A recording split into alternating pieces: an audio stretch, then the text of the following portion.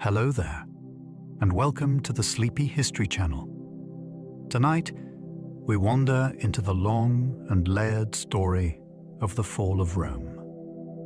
It was not a sudden fall, but a long and gradual fading of something that once seemed unbreakable. An empire that stretched across continents, that shaped laws, language, and daily life, and that seemed destined to endure beyond memory.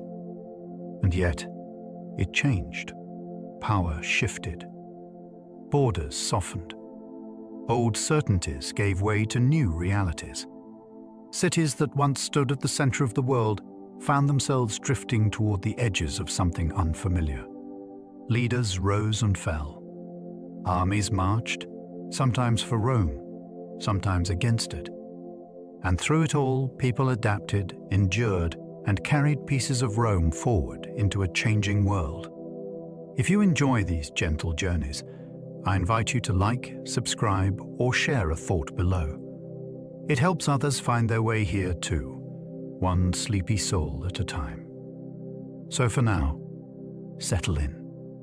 Let your shoulders soften and your breathing slow. Allow the day to fade into the background as your thoughts begin to drift. And as your mind begins to soften, we will trace the quiet transformation of an empire that never truly vanished. Let's begin. Rome was not destroyed in a day, but unraveled for centuries. What makes this story so gripping is that there was no single crack, no single battle, and no single villain.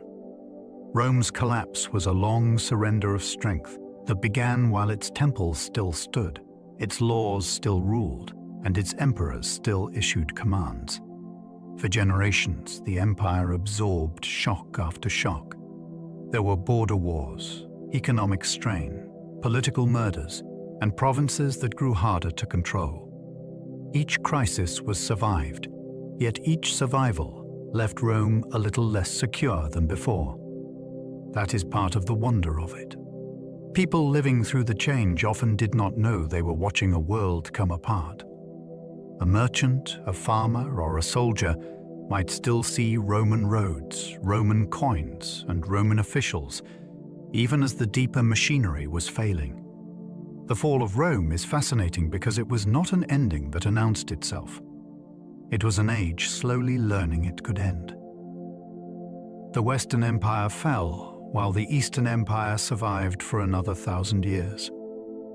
That contrast is one of the great surprises of history. When people speak of Rome falling, they often picture the whole Roman world vanishing into darkness. But that is not what happened. The western half lost its emperors, its provinces, and its ability to command obedience. The eastern half kept going, with armies, laws, cities, taxes, and a powerful capital at Constantinople. It preserved Roman government so successfully that its people still called themselves Romans centuries later. This changes the whole story. Rome did not simply disappear. It divided into unequal futures. In the west, power broke into separate kingdoms. In the east, imperial rule endured through invasions, court intrigues, and religious conflict. One side fragmented, the other adapted. That makes the fall of Rome feel less like a sudden death and more like a dramatic split in the destiny of a civilization. The empire survived, just not everywhere, and not in the same form. A teenage emperor watched the Western Roman Empire quietly disappear.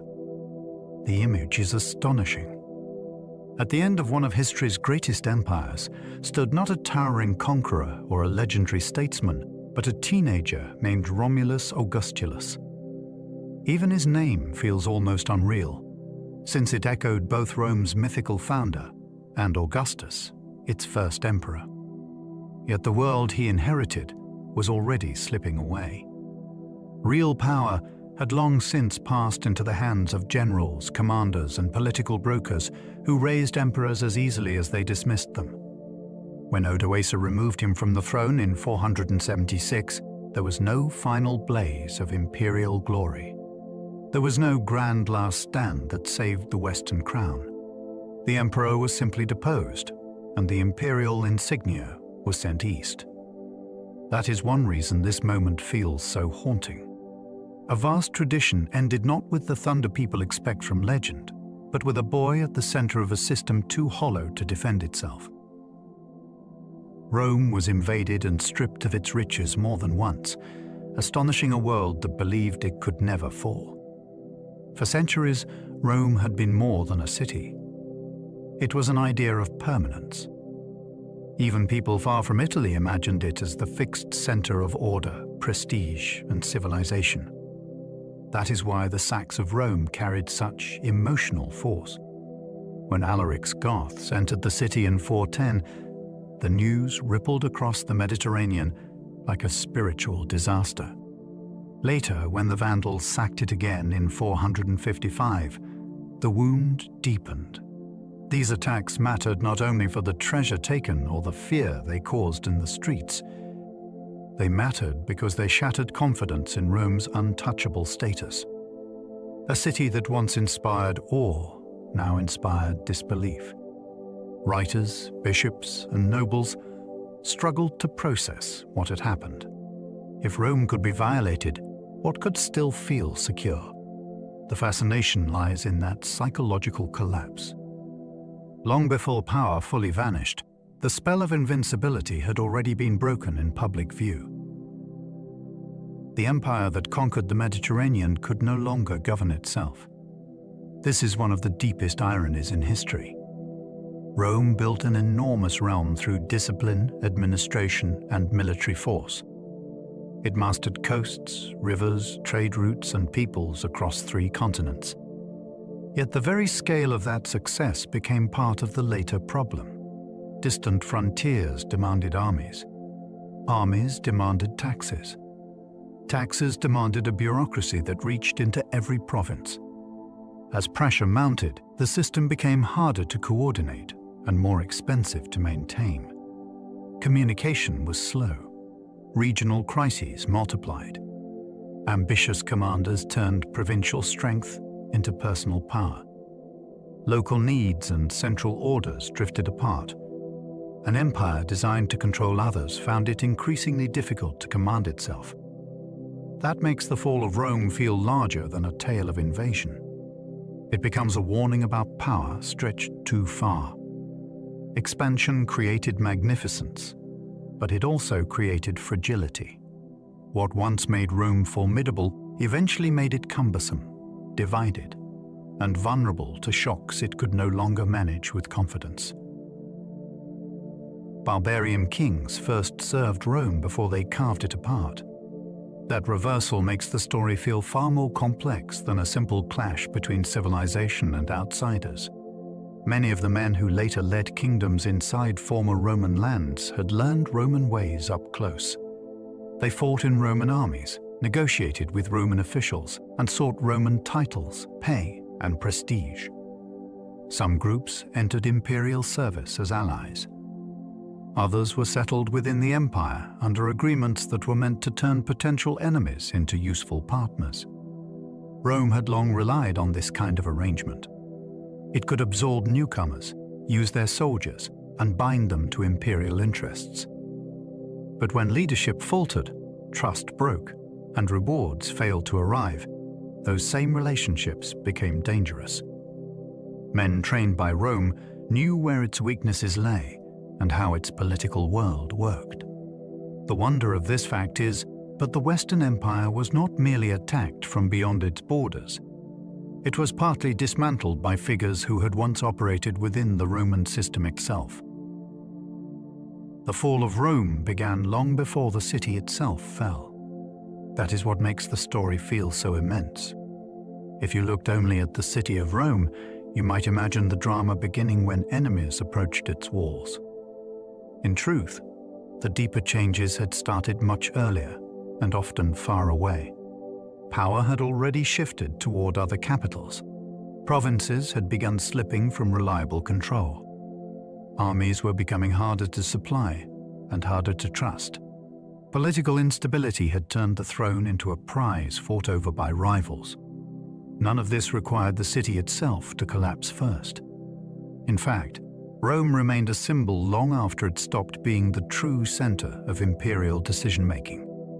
That delay between appearance and reality is part of what gives the subject its power. A civilization can still look majestic while its foundations are weakening.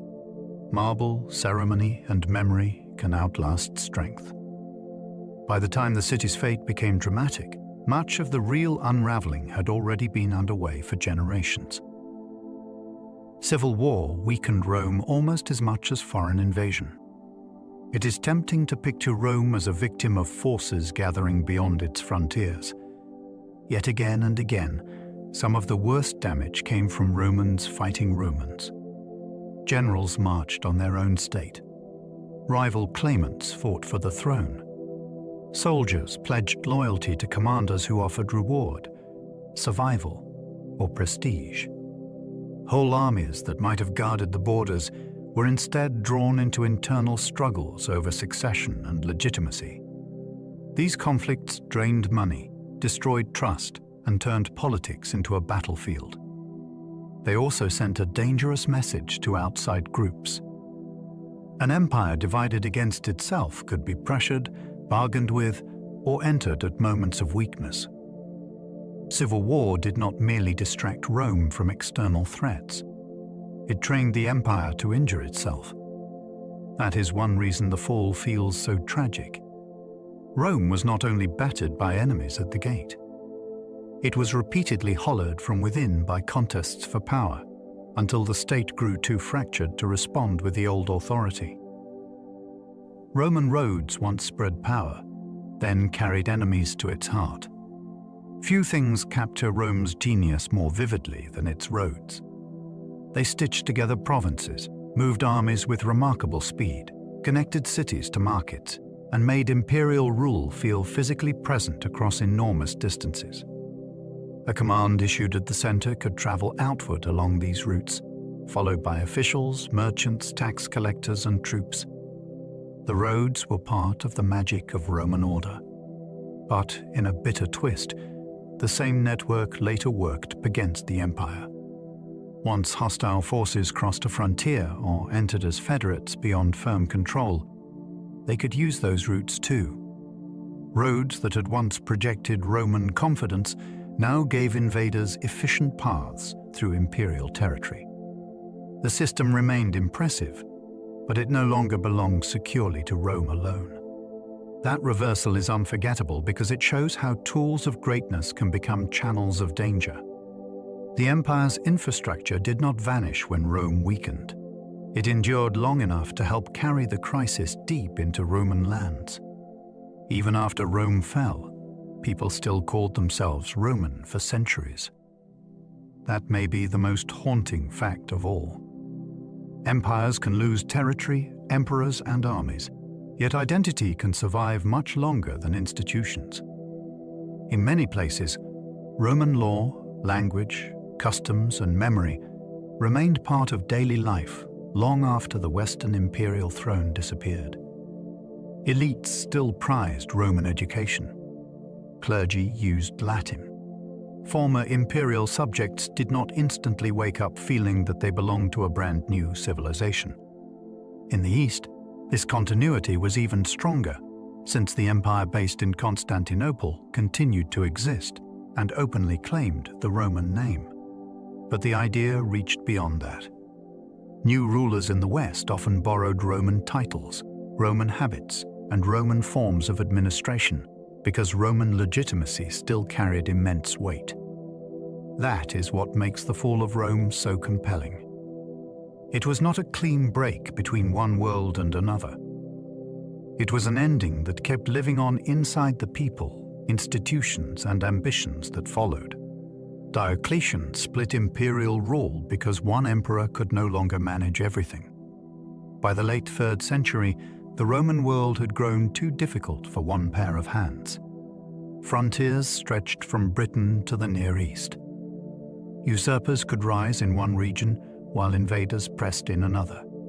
News traveled slowly, and an emperor who rushed west might leave the east exposed. Diocletian answered this with something bold. He reorganized rule so the empire could be governed by multiple emperors at once, each responsible for a different zone. This was not a sign of confidence. It was a clear admission that the old model no longer worked. The solution brought order for a time, and it helped the empire recover from chaos.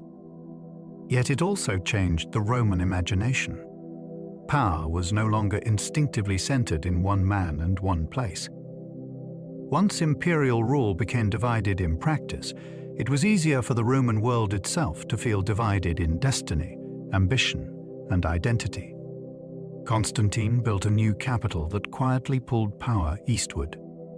When Constantine founded Constantinople, he did far more than adorn an old Greek city with palaces, forums, and churches. He created a new center of gravity for the Roman world. Its position was brilliant.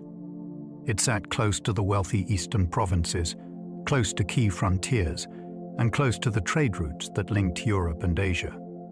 From there, an emperor could respond more effectively to major threats than from old Rome in Italy. The city was easier to defend, richer in opportunity, and better placed for command. Over time, that mattered enormously. Wealth, attention, and imperial energy drifted toward the east, where the state had stronger cities and deeper resources. Rome kept its ancient prestige, but prestige is not the same as power. This shift did not destroy the West by itself. It had changed the balance of the empire. One new capital slowly redrew the map of Roman importance without needing to announce it. Rome stopped being the political center before it stopped being symbolic. This is one of the strangest turns in the story. Rome remained the city of emperors in imagination, memory, and prestige, even after emperors no longer depended on it as the true seat of command. Decisions that shaped the empire were increasingly made elsewhere. Armies were directed from frontier-facing courts. Administrators worked in cities better placed for communication and defense. Yet the old capital still carried a weight no other place could match. Its monuments spoke of conquest. Its senate recalled ancient republican dignity. Its name itself still suggested world rule. That gap between symbolism and reality is what makes the moment so fascinating. A city can keep its aura long after it loses practical control. People continued to look toward Rome as a source of legitimacy, even while government had moved on. The empire became, in a sense, politically decentralized, while remaining emotionally tied to a place that no longer directed its daily survival. Emperors increasingly ruled from Milan, Ravenna, and far from Rome. That change tells you exactly where Rome's rulers felt the real pressure.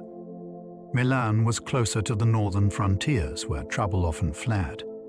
Ravenna, surrounded by marshes and protected by strong defenses, offered safety in an age when security mattered more than ceremony. These were not glamorous replacements for the old capital. They were practical choices made by a government under strain. An emperor who stayed in Rome might bask in history, but he would be farther from the armies and crisis points that demanded immediate attention.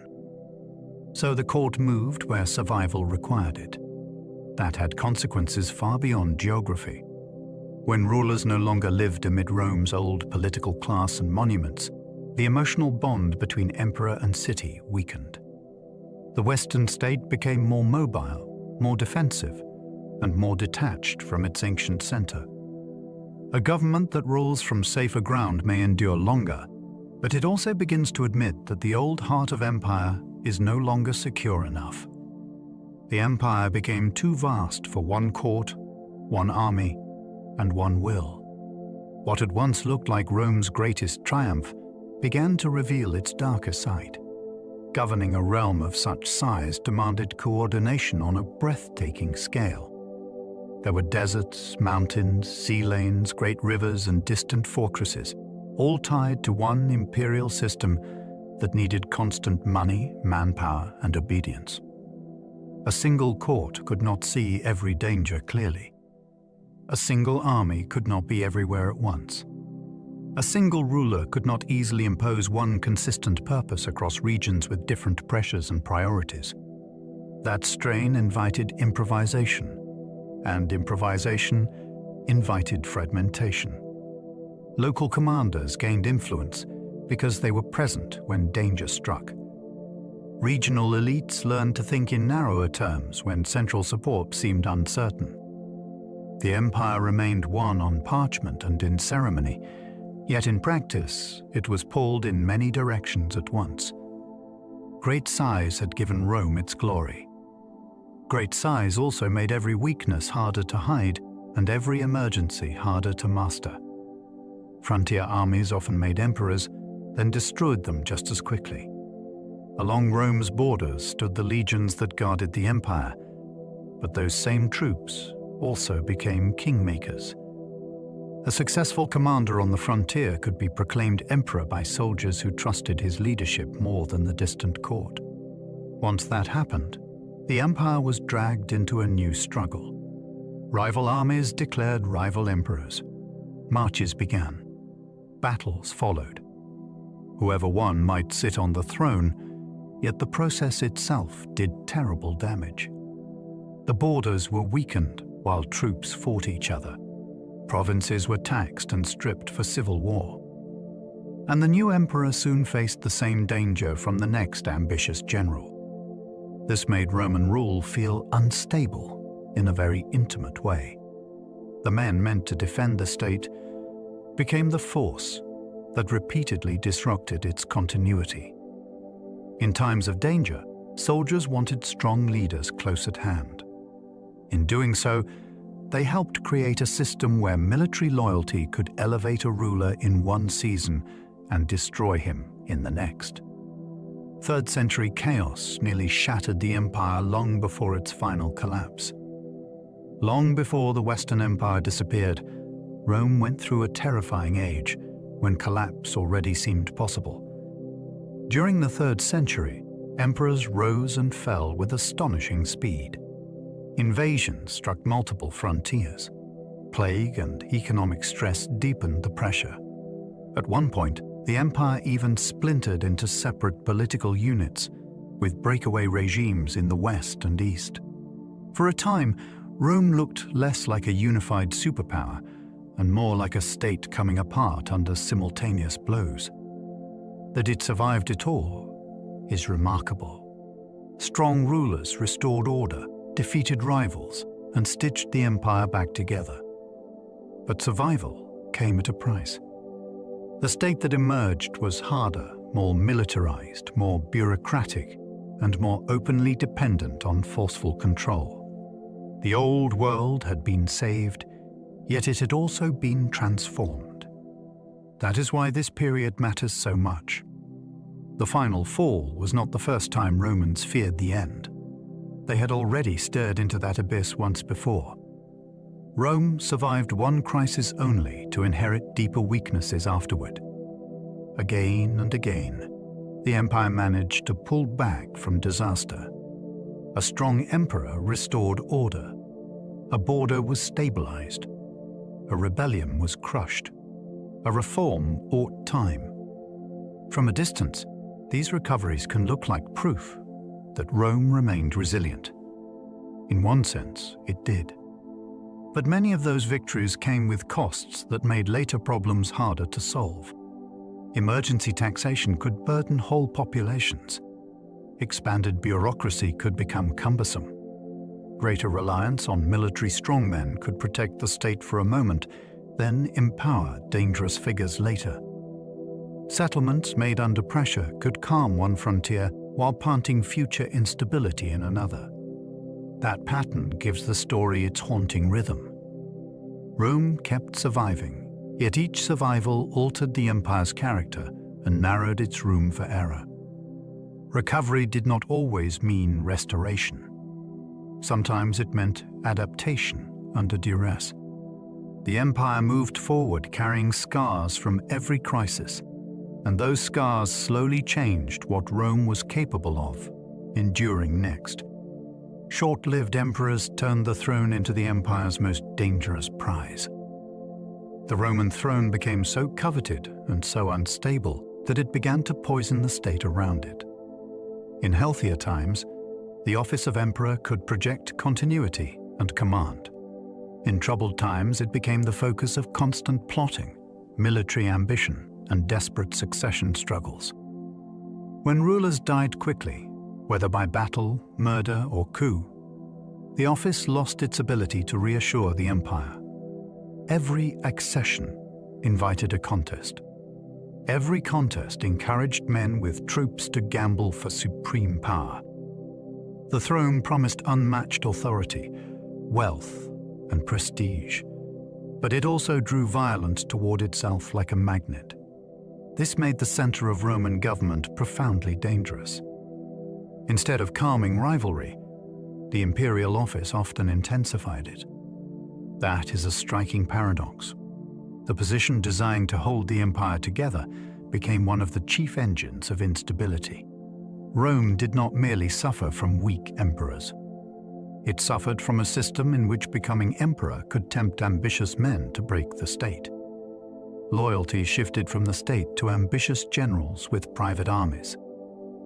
As central authority weakened, personal bonds became more powerful than abstract loyalty to Rome. Soldiers depended on generals for pay, protection, promotion, and plunder. Provincial elites depended on strong commanders for security. In that world, allegiance could begin to flow toward a person rather than an institution. A general who won battles and rewarded followers might inspire fierce devotion, even if his interests clashed with the wider needs of the empire. This was dangerous because Rome had long relied on the idea that armies ultimately served the state. Once that assumption weakened, power became more personal and more precarious. Commanders could bargain with emperors, threaten them, or replace them. Troops might follow the man they trusted rather than the ruler they were supposed to obey. The result was a Roman world full of armed reputations competing inside the shell of imperial government. That shift did not destroy Rome overnight, but it made every crisis riskier because force was no longer tied securely to a stable center. Inflation hollowed Roman money until coins carried more promise than silver. There is something startling about an empire losing trust in the very money stamped with its rulers' faces. For centuries, Roman coins had helped bind together markets, taxes, wages, and military pay across an enormous world. But as pressures mounted, the silver content of many coins was reduced again and again. What still looked official in the hand began to matter less in actual worth. Prices rose, confidence slipped. People became more cautious about what they accepted and what they hoarded. A coin could still bear imperial authority, yet contain far less real value than it once had. That gap between appearance and substance is one of the great themes of Rome's decline. The state needed resources urgently, but by stretching the currency, it made ordinary exchange less reliable. When trust weakens in money, daily life becomes harder to predict, and even a mighty empire starts to feel strangely fragile at the level of the marketplace. Crushing taxes fell harder as the empire grew poorer and weaker. As Rome struggled to defend itself, govern its provinces, and fund its armies, the need for revenue did not shrink. In many ways, it grew more urgent. Yet the population that had to bear those demands was often less able to do so than before. That created a grim cycle.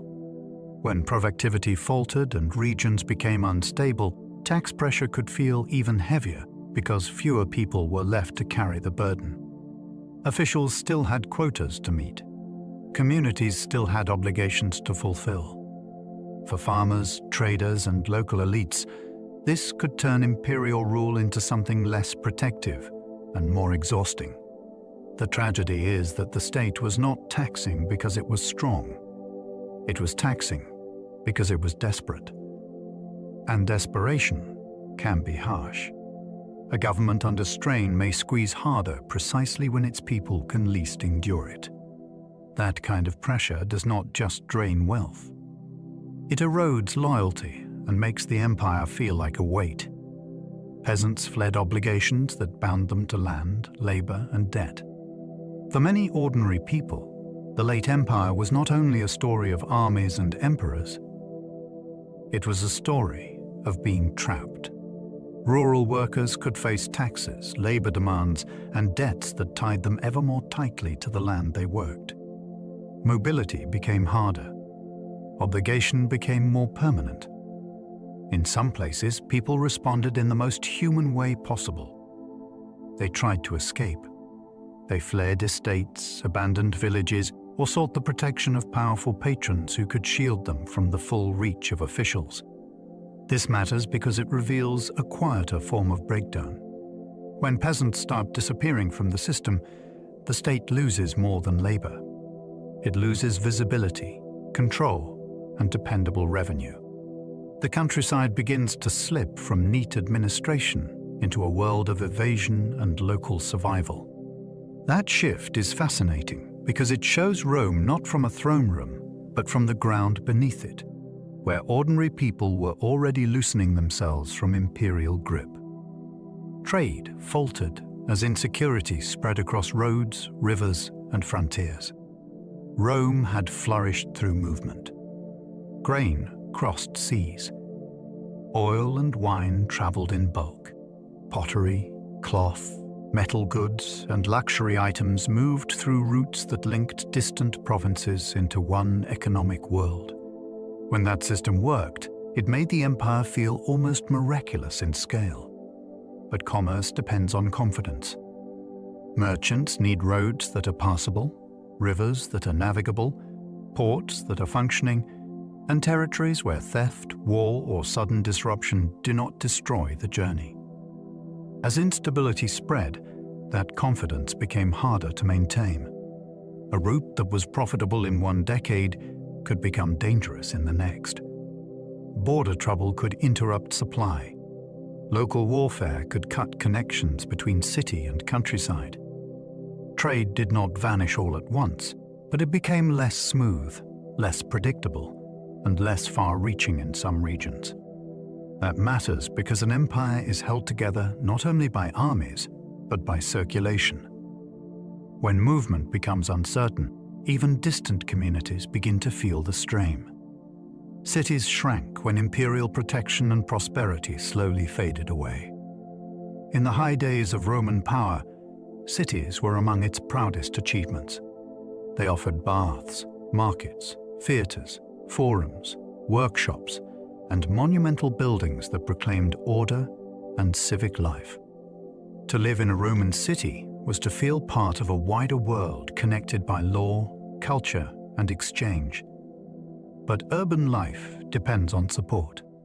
It needs trade, tax income, administration, and the confidence that prosperity will continue. As those supports weakened, many cities changed. Public buildings fell into disrepair. Defensive walls became more important than open civic splendor. Populations contracted. In some places, people clustered into smaller, more defensible spaces within older urban footprints. The city did not always vanish, yet it became something leaner and more anxious than before. This is one of the most evocative signs of Rome's decline, because it is visible in stone. Magnificent urban worlds did not simply die. They narrowed, adapted, and settled into a harsher reality than the one they were built for. The army consumed vast resources Rome could no longer easily provide. An empire of Rome's size could not survive without soldiers. Garrisons had to be maintained. Frontiers had to be watched. Fortifications had to be supplied. Horses, weapons, food, transport, and pay all demanded constant investment. For a long time, Rome managed this astonishing burden. But as crises multiplied, the military need became heavier, just as the empire's means grew more strained. That created a relentless tension. The state needed a strong army to protect its provinces and deter enemies. Yet sustaining that strength required a flow of wealth that was becoming harder to gather. The military machine did not simply exist in the background. It dominated the empire's priorities. Decisions about taxation, administration, and policy were shaped by the urgent need to keep troops in the field. That is part of the drama here. Rome was not ruined because it cared too little about defense. In many ways, it was stretched thin because defense had become such a consuming necessity. Recruiting citizens grew harder, so emperors leaned more on outsiders. At its height, Rome had drawn enormous strength from the willingness of its people to serve. Military life brought danger, but also pay, status, and a path into the imperial system. Over time, that bond became less reliable. Service could feel more burdensome, less rewarding, and less appealing than before. Demographic strain, social change, and economic pressure all made recruitment more difficult. Emperors still needed men, so they increasingly turned to non-Roman groups for manpower. Some entered as allied contingents. Some were settled under agreements that required military service. Others were hired because the state had few better options. This did not mean outsiders were automatically disloyal or ineffective. Many fought well and became essential to imperial defense, but the shift changed the character of Roman military power. The army was no longer drawing its strength in the same way from the citizen body. That made the empire's survival depend more heavily on relationships it could not always control. Mercenaries defended Rome, but their loyalty could shift with power. There is a deep tension in trusting armed strangers to preserve a state already under pressure. Rome often employed soldiers whose primary attachment was not to Roman identity, tradition, or civic memory, but to commanders, contracts, and immediate reward. In a stable system, that could still work. Payment and prestige could secure service. In an unstable system, the danger was obvious. If a rival offered better terms, if an emperor failed to deliver, or if the balance of power changed suddenly, loyalty could become negotiable. This did not mean such troops were uniquely unreliable. Roman politics itself was often unreliable. That is part of the problem. Mercenary service flourished in a world where force had become transactional and survival demanded practical choices. The fascinating thing is that Rome kept using these arrangements because it had to. The empire needed soldiers now, even if the long-term cost was uncertainty. In moments of crisis, necessity can create solutions that carry their own future threat inside them. Gold still glittered at court while daily life frayed in the provinces. One of the most haunting features of Rome's decline is the contrast between splendor at the center and strain at the edges.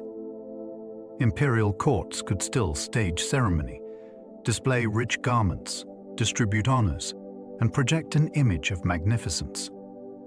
Visitors might see precious metal, intricate ritual, and all the visual language of supreme authority. Yet beyond that brilliance, provincial life could tell a harsher story.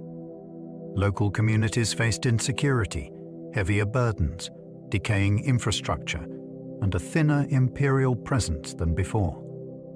That contrast matters because it reminds us that decline is rarely uniform.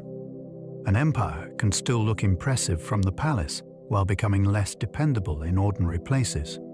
The symbols of greatness may remain polished even as practical control grows patchy. This gives the story much of its eerie power. Rome did not become poor everywhere at once. In some places, grandeur survived beside deterioration, creating a world where appearance and experience no longer matched in the way they once had. The empire's bureaucracy grew heavier as its ability to enforce shrank. When a state comes under pressure, it often responds by creating more rules, more offices, and more layers of supervision. Rome did exactly that. Administrators tracked taxes, supplies, legal duties, and military needs with increasing intensity. On paper, this could look like a more organized empire. In practice, it could feel cumbersome, demanding, and uneven. A growing bureaucracy does not always mean growing strength. Sometimes it means the state is working harder to hold on to what once came more easily. That is what makes this development so revealing. The machinery of government became denser, yet its reach could still falter where roads were unsafe, local magnates were powerful, or frontier regions were unstable. Orders might be issued with great formality and still fail to shape events on the ground. The late empire becomes fascinating here because it feels so recognizably human. Institutions multiply in response to weakness, but multiplication itself cannot guarantee control when the world underneath is slipping.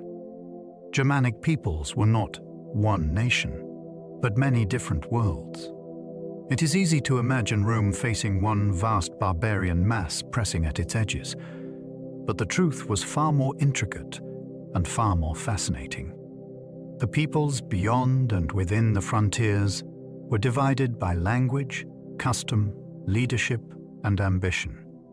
Goths, Vandals, Franks, Suebi, Burgundians, and many others did not move as one people with one common plan. Some fought Rome. Some traded with it. Some entered its service. Some copied Roman habits, while others guarded their own traditions. Even within larger groups, loyalties could splinter between rival leaders and separate bands. That matters because it makes the fall of Rome feel less like a simple invasion and more like a shifting human mosaic. Roman officials had to negotiate with many different communities, each with its own fears and opportunities. The empire did not face a single enemy civilization. It faced a constantly changing frontier world, full of competing peoples who could become partners, rivals, settlers, or conquerors depending on the moment. Rome often absorbed newcomers before fear turned them into enemies. One of Rome's greatest talents was its ability to take outsiders and draw them into its own system. Across centuries, the empire had welcomed migrants, recruited foreign soldiers, granted privileges to allied leaders, and settled new populations on imperial land. This was not always an act of generosity. It was often practical statecraft. Rome knew how to turn strangers into taxpayers, soldiers, and subjects. A frontier people could become a useful buffer. A foreign leader could become a Roman officer. A newcomer could begin as an outsider and end as part of the imperial world. That is what makes later breakdown so compelling. The problem was not that Rome had never dealt with migration before. The problem was that the old machinery of absorption began to fail under greater pressure. When fear, corruption, and mistrust replaced skillful management, a process that had once strengthened the empire could instead produce anger, rebellion, and permanent fracture, where integration might once have succeeded. The Goths entered the empire first as refugees, not conquerors. That simple truth transforms the whole story. In the late 4th century, large Gothic groups approached the Danube not as triumphant invaders seeking Roman treasure, but as frightened people seeking safety. Behind them loomed the Huns, whose sudden violence had shattered the balance of lands beyond the frontier. The Goths looked to Rome, not at first as an enemy to be destroyed, but as the only great power capable of offering shelter. They asked to cross into imperial territory and live under Roman authority. Imagine the drama of that moment. A mighty empire stood at the riverbank, and on the other side were entire communities carrying fear, hope, and desperation. Rome agreed to admit them, at least in principle. That decision could have changed history in one direction or another. Managed well, it might have created loyal new subjects. Managed badly, it would unleash one of the most dangerous crises the late empire had ever faced. Roman mistreatment helped turn desperate migrants into a devastating revolt. The tragedy deepens when you see what happened after the Goths were allowed across the Danube. Instead of receiving organized care and stable settlement, many were met by greed, confusion, and abuse. Roman officials exploited their hunger. Supplies were mishandled. Families who had crossed in fear found themselves starving inside the empire that had promised protection. Ancient sources describe horrors that still shock the imagination, including parents driven to trade their children for food. Whether every detail was exactly as reported, the larger truth is clear. A humanitarian emergency was treated as an opportunity for profit. Under those conditions, trust had little chance of surviving. People who might have become loyal settlers were instead pushed toward fury and resistance. This is one of the most gripping turns in the fall of Rome, because it was not fate alone that created disaster. Human cruelty and incompetence helped transform vulnerable newcomers into enemies whose revolt would shake the empire to its core. The Battle of Adrianople destroyed an emperor and a Roman illusion. In the year 378, near Adrianople, the Roman Emperor Valens marched out to face Gothic forces in a battle he expected to control. What followed became one of the most devastating military disasters in Roman history. The army was exhausted, coordination broke down, and the fighting turned catastrophic. Valens himself was killed, though the exact manner of his death remains uncertain. Some said he fell on the field. Others believed he died in a farmhouse set ablaze. However it ended, the symbolism was immense. A reigning emperor had been destroyed by a force that Rome had recently admitted across its own frontier. That alone was staggering. Yet the deeper shock lay in what the battle revealed. Rome could still win great victories, but it could no longer assume that imperial power guaranteed command of every crisis. Adrianople shattered the comforting belief that the empire's military system would always impose order when it truly mattered. After Adrianople, Rome could no longer assume its armies would always prevail. The Roman army had long carried an aura that reached beyond tactics and weaponry. It represented discipline, inevitability, and the belief that organized imperial force would ultimately restore control. Adrianople damaged that confidence in a way that numbers alone cannot explain. Defeat on the battlefield was one thing. Defeat that exposed real vulnerability at the highest level of imperial war-making was another. The empire now had to reckon with the possibility that major field armies could be broken. Emperors could misjudge rapidly moving threats, and enemies inside the imperial world could not always be crushed on demand. That changed calculations everywhere. Allies, rivals, frontier peoples, and Roman decision-makers all had to think differently after such a shock.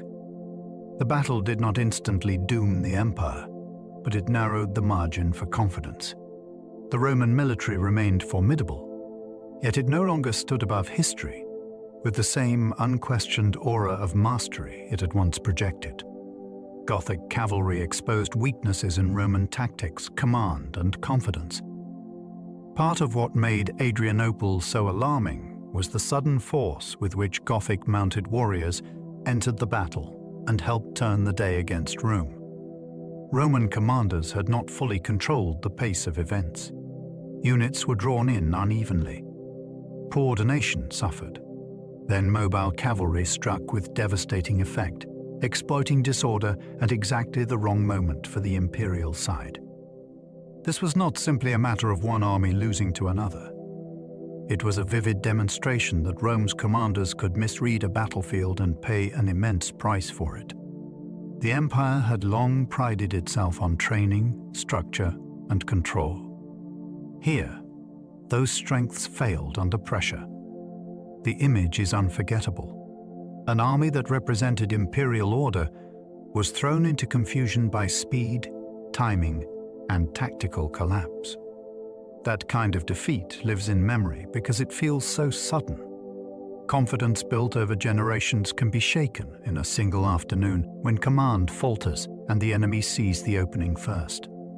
A refugee crisis on the Danube became a turning point in history. Some turning points begin with a coronation or a famous battle. This one began at a river crossing, with frightened people asking to be let in. That is part of what makes it so extraordinary.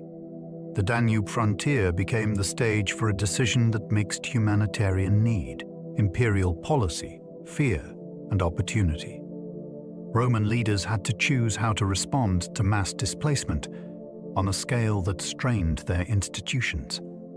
They chose admission, but without the planning, honesty, and capacity needed to make it work. What followed was not a small local disturbance. It became a chain of events that led to revolt, battlefield disaster, and a lasting transformation in the balance between Rome and the peoples moving through its world. This moment feels hauntingly modern because it shows how migration, state weakness, and official failure can collide with enormous consequences. History did not pivot only in throne rooms. Sometimes it pivoted where a frontier system met human desperation and could not cope. Rome's borders failed not only from attack, but from mismanagement. Frontiers are often imagined as lines that stand or break under military force alone, yet Rome's experience was far more complicated. A border could fail through bad decisions long before an enemy stormed through it. Officials could miscount arrivals, mishandle supplies, enrich themselves, delay action, or let confusion spread until control dissolved from within. That is exactly what makes the Danube crisis so revealing. The empire was not simply overwhelmed by irresistible violence. It also stumbled through corruption, poor coordination, and inadequate planning. The frontier system depended on administration as much as walls and weapons. It needed accurate records, fair distribution, capable officers, and timely command. When those things weakened, the border became porous in a deeper sense. Rome still had soldiers. Rome still had authority. But authority badly used can fail as surely as a broken fortification. This is one of the most human lessons in the fall of Rome. Empires can be undone by their own incompetence as much as by enemy strength. Entire peoples crossed into imperial lands seeking safety from the Huns. The arrival of the Huns sent tremors through the world beyond Rome's frontiers. Their sudden expansion did not merely create one new enemy. It destabilized a vast zone of peoples who now had to choose between submission, flight, resistance, or movement toward Roman territory. This is what gives the period such scale. Rome was not dealing with isolated raiders or small bands alone. It was confronting the movement of whole communities, with leaders, families, wagons, animals, and collective memory. These were not quick military incursions that ended with one campaign season. They were population shifts born from fear and upheaval farther east. Once such movements began, Rome could not treat them like ordinary border incidents. The empire faced a human tide shaped by forces beyond its direct control. That is why this phase of the story feels so immense. A distant power changed the map of pressure around Rome, and the effects rolled westward in living waves. The Huns did not conquer Rome, but they terrified Europe into motion. The Huns are fascinating because their greatest impact on Rome was not simple conquest. It was shock. Their arrival sent fear racing across the lands beyond the imperial frontier, and fear can move history almost as powerfully as armies. Communities that had lived in fragile balance suddenly faced a new kind of danger, one that seemed fast, unfamiliar, and hard to resist. Some fought. Some submitted. Many moved. That movement mattered enormously, because it pushed pressure outward in widening circles until Rome felt the consequences. The empire did not face the Huns only as opponents on a battlefield. It faced the human upheaval their advance created far beyond Roman control. That is what gives them such a strange and haunting role in the fall of the West.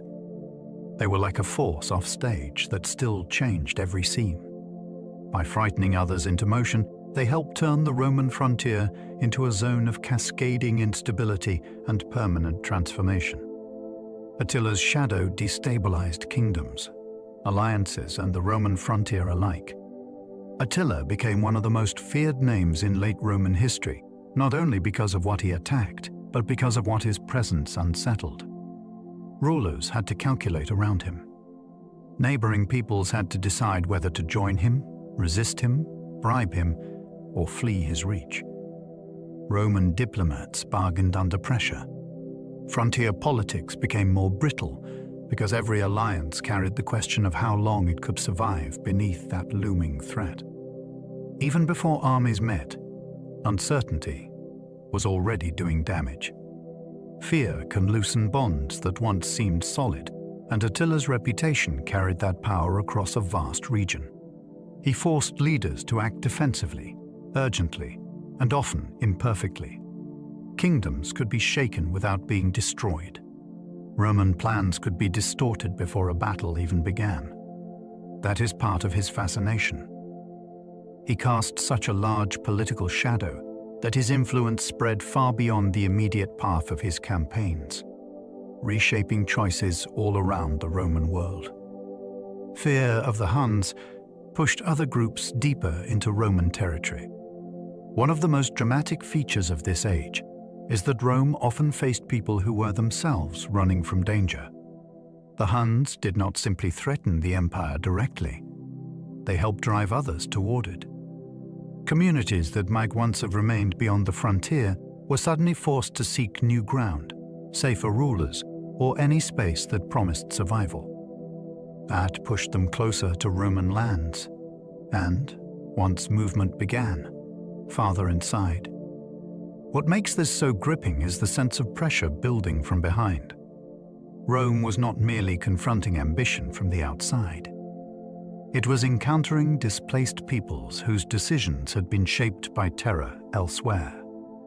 That makes the frontier feel less like a wall and more like the meeting point of different crises.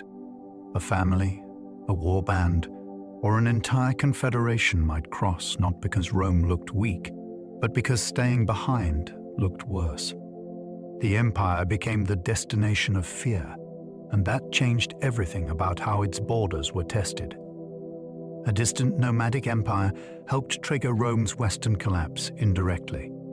There is something almost unbelievable about the scale of this connection. Forces gathering far from Italy, far from Gaul, and far from the old centers of Roman power could still help decide the fate of the Western Empire. The Huns emerged from a world of steppe politics and mobility that was very different from Rome's urban and administrative civilization. Yet their expansion disturbed the peoples between those worlds, and that disturbance traveled westward. Rome did not need to be conquered by the Huns for their impact to matter. It only needed to be caught in the chain of consequences they set in motion. That is why the fall of Rome feels so vast. The empire's crisis was not sealed inside its own map. Events from distant horizons entered the story through migration, fear, and realigned power. A Western state already under strain now had to absorb pressures partly created by transformations that began beyond the reach of Roman policy or imagination. Rome faced not one invasion, but a chain reaction of migrations. This is one of the most important ways to understand the drama of the West. It was not simply a case of one enemy smashing into Rome and bringing everything down. Instead, pressures spread from group to group, region to region, and frontier to frontier. One movement triggered another. One disrupted people displaced the next. What looked from afar like a single barbarian wave was, in reality, a tangled sequence of migrations, negotiations, resettlements, panicked crossings, and violent ruptures. That made the crisis much harder to control. Rome could defeat an army. he could bargain with a leader. But a chain reaction of human movement across a huge landscape was far more difficult to contain. Every new arrival created fresh decisions and fresh risks. This gives the fall of Rome a strange modern resonance. It was not only a military emergency. It was a systems crisis where motion itself became the problem, and every attempted solution altered the balance somewhere else. In the year 406, the Rhine frontier burst open. For generations, the Rhine had marked one of the great edges of Roman order in the northwest. Forts, watchfulness, military presence, and diplomacy all helped make it feel like a defended line between imperial territory and the uncertain worlds beyond. Then, in 406, that line failed dramatically. Groups crossed into Gaul in a moment that later historians would remember as a major breach in the Western system. Whether the river itself froze or whether other conditions made passage possible, the deeper meaning is clear. A frontier that had symbolized containment no longer contained. Once that happened, the consequences spread quickly. The empire now faced powerful movements inside one of its core western regions, and the challenge was no longer hypothetical or distant. This is such a gripping moment, because a border can seem secure for years, then suddenly reveal how fragile security really was. The Rhine did not merely mark geography. It marked the breaking of Roman confidence in the northwest. Vandals, Suebi, and Alans crossed into Gaul during winter chaos. There is something cinematic about this moment, though the reality was far harsher than any legend. In the cold season, when order and movement were both harder to manage, several major groups entered Gaul together, or in close succession, and the Western Empire was forced to confront a crisis of scale. These were not minor raiding parties slipping in and out for plunder. They were substantial peoples with leaders, followers, and momentum. Gaul, one of the great Western provinces, now had to absorb the shock of their presence, while Roman authorities struggled to respond. Winter gives the scene a special force in the imagination. It suggests urgency, exposure, and a frontier caught off balance at the worst possible time. What makes this episode so important is not only who crossed, but what their crossing revealed. Roman power in the region could no longer guarantee exclusion. The empire had lost the ability to decide, with its old certainty, who entered and who stayed out. Once inside the empire, migrating peoples became impossible to fully contain. Crossing the frontier was only the beginning. After that came the far more difficult question of what Rome could actually do with large groups already moving through imperial lands. Some might be settled. Some might be fought. Some might split, bargain, or move again. The old idea of a frontier crisis, where danger appeared at the edge and could be pushed back beyond it, no longer fit the situation. Now the challenge existed within the empire itself. Roads, river valleys, towns, and provinces became part of the problem. Roman officials were no longer deciding only whether to admit people. They were trying to steer populations that had already entered a weakening system and had their own aims, fears, and leaders. That is what makes this phase of the story so dramatic. Control becomes diffuse. Every map line looks less final. Once movement crossed from the frontier into the interior, the empire faced not a single campaign, but an ongoing struggle to manage human forces too large and too mobile for clean solutions. Provinces that fed Rome became battlegrounds beyond imperial control. A great empire depends on productive regions that do more than exist on a map.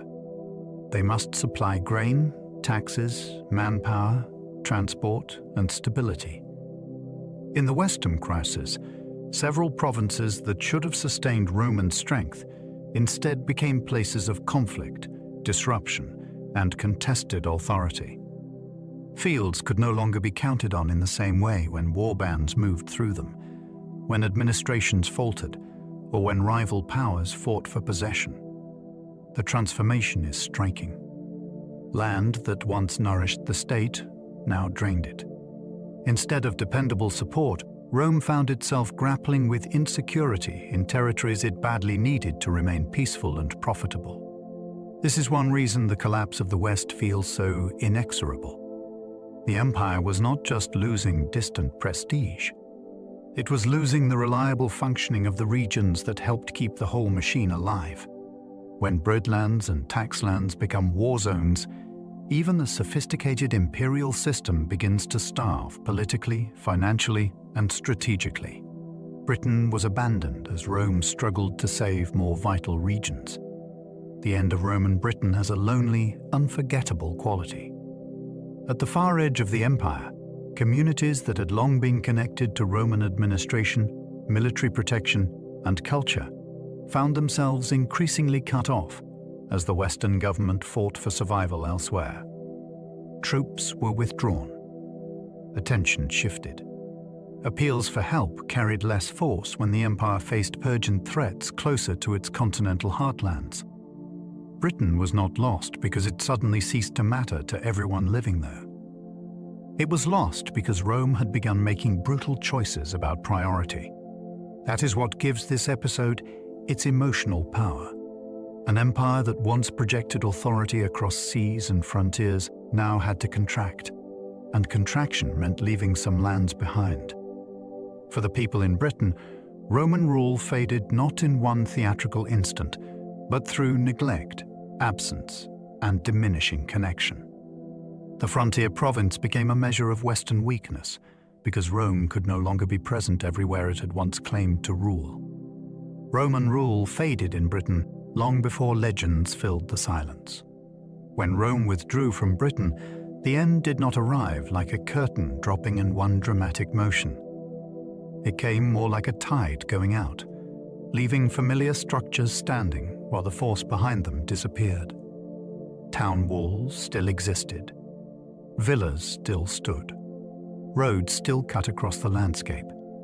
But the imperial system that had paid soldiers, enforced law, and linked the province to a wider Roman world was no longer reliably present. That gap is what makes Britain so haunting. People were left with the shell of Roman order and the growing reality of local improvisation. Leaders had to solve problems without the old machine behind them. Communities had to defend themselves or seek new patrons. Into that uncertain space, memory and legend later poured, including stories that would grow into the Arthurian tradition. Yet before myth took hold, there was a more fragile truth, which was a Roman province learning what life felt like after empire stopped answering. Gaul became a patchwork of Roman cities and rising barbarian kingdoms. Gaul is fascinating because it did not simply switch from Roman to non-Roman in a neat, clean moment. Instead, it became a layered world where old civic life and new political powers overlapped uneasily. Roman cities still mattered. Bishops still held influence. Aristocrats still used Roman language, law, and cultural habits. Yet around and between those centers, new kingdoms were rising, led by peoples who had once been outsiders to imperial rule. Burgundians, Visigoths, and Franks each carved out positions within the weakening Western framework. The result was not immediate chaos everywhere, but an extraordinary mixture of continuity and transformation. A Roman town might still look Roman while the wider political map around it changed dramatically. That makes Gaul one of the best places to feel the true texture of Rome's fall. The empire was not replaced in one blow. It was gradually overlaid by new powers that learned to rule among the surviving bones of Roman civilization. Spain slipped from firm imperial control into contested and fractured rule. Hispania had once been one of Rome's deeply integrated regions, rich in resources, tied into imperial administration, and shaped for centuries by Roman law and culture. That is why its unraveling matters so much. When control weakened there, it showed that even long Romanized provinces were not immune to the wider crisis. Different groups moved through and into the peninsula, and authority became increasingly unstable. Some regions changed hands. Some local elites adapted to new rulers. Some areas remained under lingering Roman influence longer than others. What makes Spain so compelling in this story is that it reveals how uneven the fall could be. A province did not simply flip from order to disorder in one instant. It passed through layers of uncertainty, negotiation, and shifting control. The Western Empire could still claim rule in theory, yet practice told another story. Power became fractured, and the old confidence that Rome could shape the whole peninsula according to its will slowly ebbed away. North Africa was Rome's breadbasket, until the Vandals seized it. North Africa was not some distant ornament at the edge of the Roman world. It was one of the most valuable regions the Western Empire possessed. Its fertile lands supplied grain in enormous quantities, and its cities were wealthy, urban, and deeply tied into Roman economic life. To control Africa was to hold one of the great engines of Western stability. That is what makes the Vandal seizure so dramatic. When they crossed from Spain into Africa and began taking territory, they were not merely grabbing land. They were threatening the food supply, tax base, and strategic heart of the Western state. Carthage and the African provinces had long helped sustain imperial strength. Now they became the prize of a new power. The fall of Rome becomes especially vivid here because the struggle is no longer abstract. You can feel the empire losing one of the places that fed it, enriched it, and helped make Western rule materially possible. Losing Africa starved the West of grain, wealth, and leverage. When the Western Empire lost North Africa, it lost much more than a prosperous territory on a map. It lost one of its strongest sources of dependable revenue and supply. Grain from Africa mattered to urban life and political stability. Taxes from Africa mattered to state finance. Control of Africa also mattered in diplomacy and war, because a ruler who held such a rich region possessed bargaining power that others had to respect. Once that region was gone, the West became poorer in every sense that mattered. Its room for action shrank. It had fewer resources to reward allies, fewer means to fund military recovery, and less confidence in its own strategic depth. That is why Africa's loss feels so decisive. Empires can survive defeats on the frontier for a time, but losing a core source of sustenance is far more dangerous. The Western state was not merely wounded. It was deprived of one of the foundations that helped keep the whole structure standing. Carthage fell to the Vandals, and the Western Empire never recovered. Carthage had once been Rome's great rival in the ancient struggle for the Western Mediterranean. Centuries later, as a Roman city, it had become one of the jewels of imperial Africa. Rich, connected, and strategically placed, it was a place of immense consequence. So when the Vandals captured it in 439, the shock was immense. This was not a remote outpost changing hands. It was one of the most important cities in the Western world falling to a power outside imperial control. From there, the Vandals gained resources, legitimacy, and a base from which to shape events across the sea. For the Western Empire, the loss was crippling. Efforts to reverse it would fail, and the balance never truly returned. That is what gives the moment its force. A city famous since the days of Hannibal now became the center of a new anti-Roman power, and the West was left staring at a wound it could no longer close. Control of the sea began slipping away when Rome lost North Africa. Roman power had always depended not only on roads and armies, but on mastery of the sea lanes that connected its provinces. The Mediterranean was the great highway of empire, carrying grain, officials, soldiers, messages, and trade from one shore to another.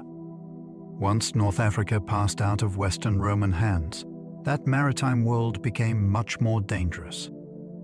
Ports that had supported imperial circulation could now support rival activity. Coastal movement was no longer something Rome could take for granted. Sea control is easy to overlook because it feels invisible when it works. Ships arrive.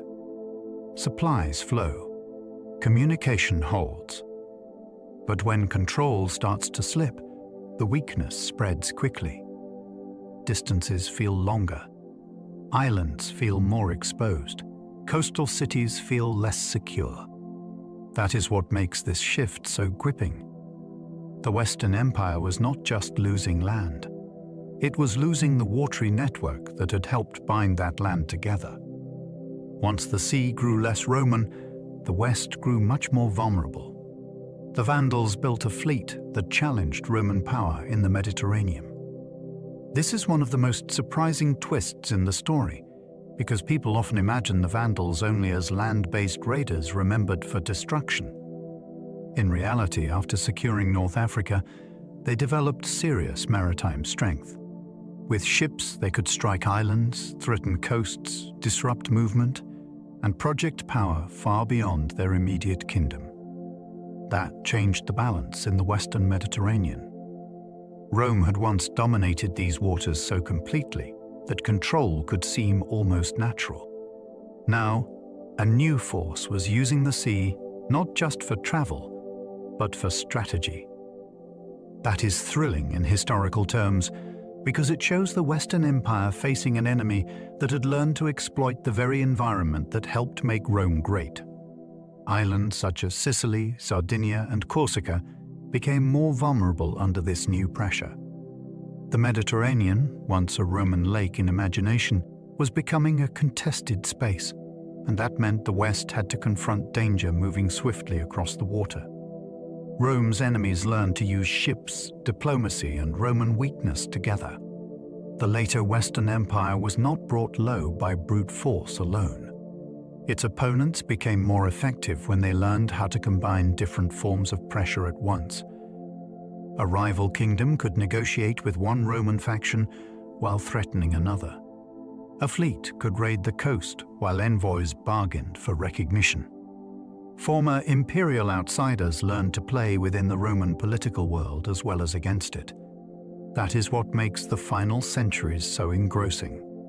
Rome was no longer facing enemies who stood entirely outside its methods. It faced powers that understood timing, leverage, and the value of turning imperial division to their own advantage. Military force still mattered, of course, but it worked best when paired with strategy and patience. This is a more complex and more fascinating picture than simple invasion. Rome's rivals were not just crashing against the empire. They were learning how to maneuver through its fractures and make its own weakness part of their strength. The sack of Rome in 410 stunned the ancient world. When Alaric and his forces entered Rome in 410, the event struck the Roman world with extraordinary psychological force. The city was no longer the practical seat of Western government, yet it remained the symbolic center of an entire civilization.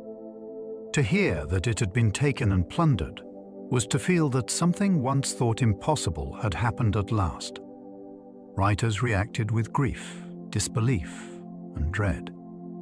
Some saw it as divine punishment. Others saw it as proof that the old order had become mortal in a new way.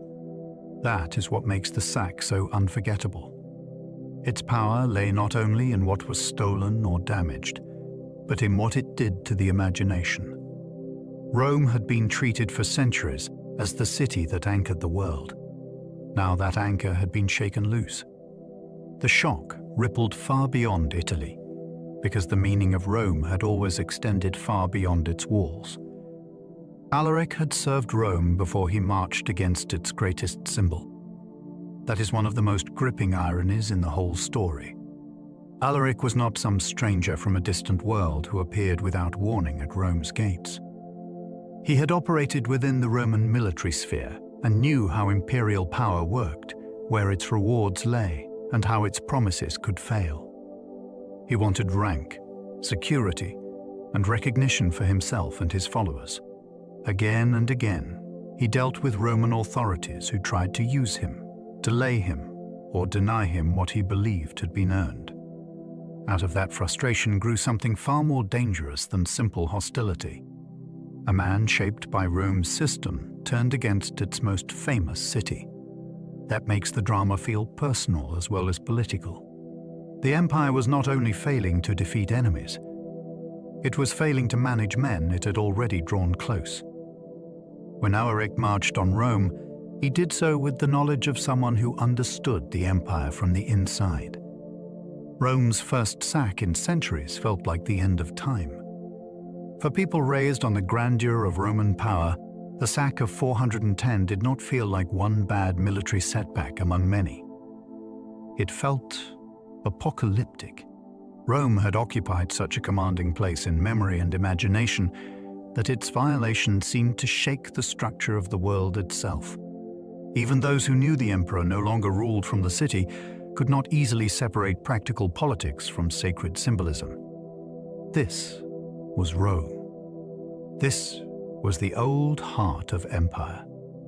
To hear that armed men had entered it and plundered it was to feel history itself lurching into a darker age. That is why reactions were so intense. The event struck the nerves of an entire civilization. It did not merely frighten people. It destabilized their sense of continuity. When a place seems eternal, any wound to it can feel cosmic. In that sense, the sack mattered because it shattered emotional time as much as it damaged a city. St. Jerome wrote that the whole world seemed to perish with Rome. Jerome's reaction captures the emotional thunder of the moment better than any dry political summary could. Writing far from the city itself, he described the news of Rome's sack in language of grief so vast that it seemed to swallow the whole world. That response matters because it shows how far Rome's symbolic reach extended. A Christian scholar living in Bethlehem still felt the blow, as though the foundations of civilization had cracked beneath him. The city's power was not only military or administrative. It was psychological, cultural, and spiritual. Jerome's words reveal a late antique world in which Rome remained the measure of order, even for people who also believed in a kingdom beyond earthly empires. This is part of what makes the fall of Rome so compelling. The event did not live only in maps and campaigns. It lived in frightened hearts, in letters, in sermons, and in the shocked language of people trying to describe the unimaginable. The city survived the sack, but its invincibility did not. That contrast is essential. Rome was not erased in 410. Its buildings still stood. Its churches still functioned. Its population endured. Life went on, though damaged and shaken. Yet something less visible, and perhaps even more important, had been lost. The old aura of untouchability was gone. For centuries, Rome had seemed protected not merely by walls and soldiers, but by the weight of its own history. That illusion was now broken in a way that could not be repaired by rebuilding or ritual. People had seen the impossible happen. Once that threshold is crossed, every future threat feels different. The city can still be inhabited, admired and revered, yet the spell has ended. That is why this moment lingers so powerfully in memory. Material survival and symbolic survival are not the same thing. Rome lived on after the sack, but it lived on as a city newly exposed, newly mortal, and permanently stripped of the old certainty that had once surrounded its name. News of Rome's humiliation echoed from monasteries to imperial courts. The shock of Rome's sack did not stay in Italy. It spread along the communication networks of late antiquity, carried in letters, reports, sermons, and anxious conversation. Monks copied reflections on the disaster. Bishops wrestled with what it meant for Christian history. Court circles weighed the political consequences. In distant provinces, The event arrived not as rumor alone, but as a wound to the shared world people thought they inhabited. That wide echo is one reason the fall of Rome feels so immense.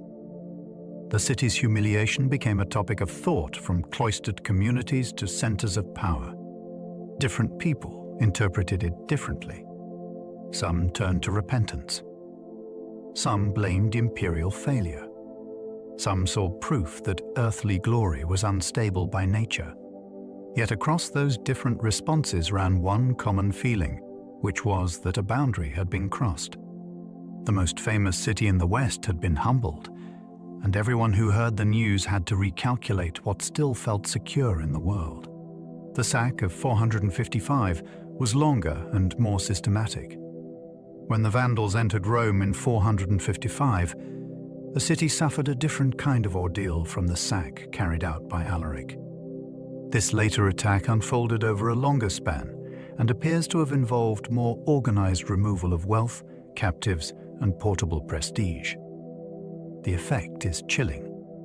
It was not only a violent intrusion into a sacred symbol, it was an extraction of value from a city that still contained immense treasure, memory, and status.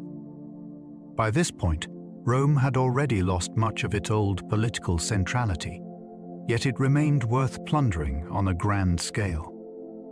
That alone tells you how powerful its legacy still was. The later sack also deepened the sense that the Western world had entered a harsher phase, where even the old capital could be harvested by ambitious outsiders. Rome was no longer merely vulnerable in theory. It had become a repeatedly usable prize in the brutal politics of the collapsing West. The word vandalism later grew from the memory of Vandal destruction. This is one of those rare moments when the fall of Rome reaches directly into the language people still use today. Centuries after the Vandals had vanished as a living power, their name survived as a shorthand for senseless destruction. That legacy tells us as much about memory as it does about the historical Vandals themselves. Later generations looked back at the sack of Rome and transformed one people into a symbol of cultural ruin. Whether that memory was always fair in every detail is another question. The Vandals also ruled, negotiated, worshipped, and governed. Yet posterity chose to preserve them most vividly as destroyers. That is fascinating because it shows how the fall of Rome did not end when kingdoms rose and fell. It continued in imagination, in moral lessons, and in the words that history left behind. Few events shape language so deeply. The Vandals lost their kingdom long ago, but their name still carries the shadow of Rome's trauma. Rome became a prize because it remained rich in meaning and treasure. By the 5th century, Rome was no longer directing the Western Empire in the old way, yet it still held extraordinary value. Some of that value was material. The city contained churches, noble houses, artworks, sacred objects, and accumulated wealth from centuries of prestige.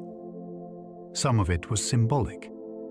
To take Rome was to seize not just possessions, but meaning. It was to lay hands on the most resonant name in the Western world. That is why weakened Rome could still attract conquerors. Its practical importance had declined, but its cultural gravity remained immense. A city can lose administrative centrality and still retain immense power as a trophy. That paradox helps explain why Rome suffered repeated sacks. It was not ignored because it was fading. It was targeted because even in decline, it remained the grandest symbol of what power once looked like. To possess Rome, even briefly, was to touch the memory of empire itself. Even weakened, the city of Rome still dazzled conquerors and chroniclers. Imagine arriving in a city layered with triumphal monuments, vast churches, ancient forums, palaces, arches, statues, and the accumulated grandeur of centuries. Even diminished Rome could still overwhelm the eye and imagination. Visitors entered a place where the physical scale of the past remained astonishing, even when the political world that built it had changed beyond recognition.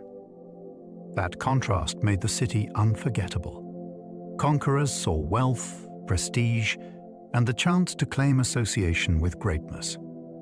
Chroniclers saw a landscape dense with memory, where every stone seemed to speak of former dominion. This helps explain why Rome held such fascination long after its practical supremacy had waned. Magnificence can outlast power by a very long time. The city remained a theater of empire even when the empire itself was fragmenting. That is part of its enduring magic in this story. Rome could still captivate those who entered it, because ruins and splendor together created a vision no ordinary city could match. Emperors in Ravenna watched disasters unfold from marshes and palace walls. Ravenna was chosen for safety, and in that choice lies a whole mood of late Western Rome. Surrounded by marshland and easier to defend than the old capital, it offered protection in a dangerous age. Its harbors and fortifications made it a practical seat for a threatened court. Yet there is something haunting about the Western emperors ruling from there while catastrophe spread elsewhere. From Ravenna, they could issue orders, receive envoys, and stage imperial ceremony. But the city's very defensiveness symbolized a shrinking horizon. The court was sheltering rather than commanding. That is what gives Ravenna such power in the story. It feels like a fortress for an empire on the defensive, beautiful in its own way, yet separated from the grand civic theater of Rome.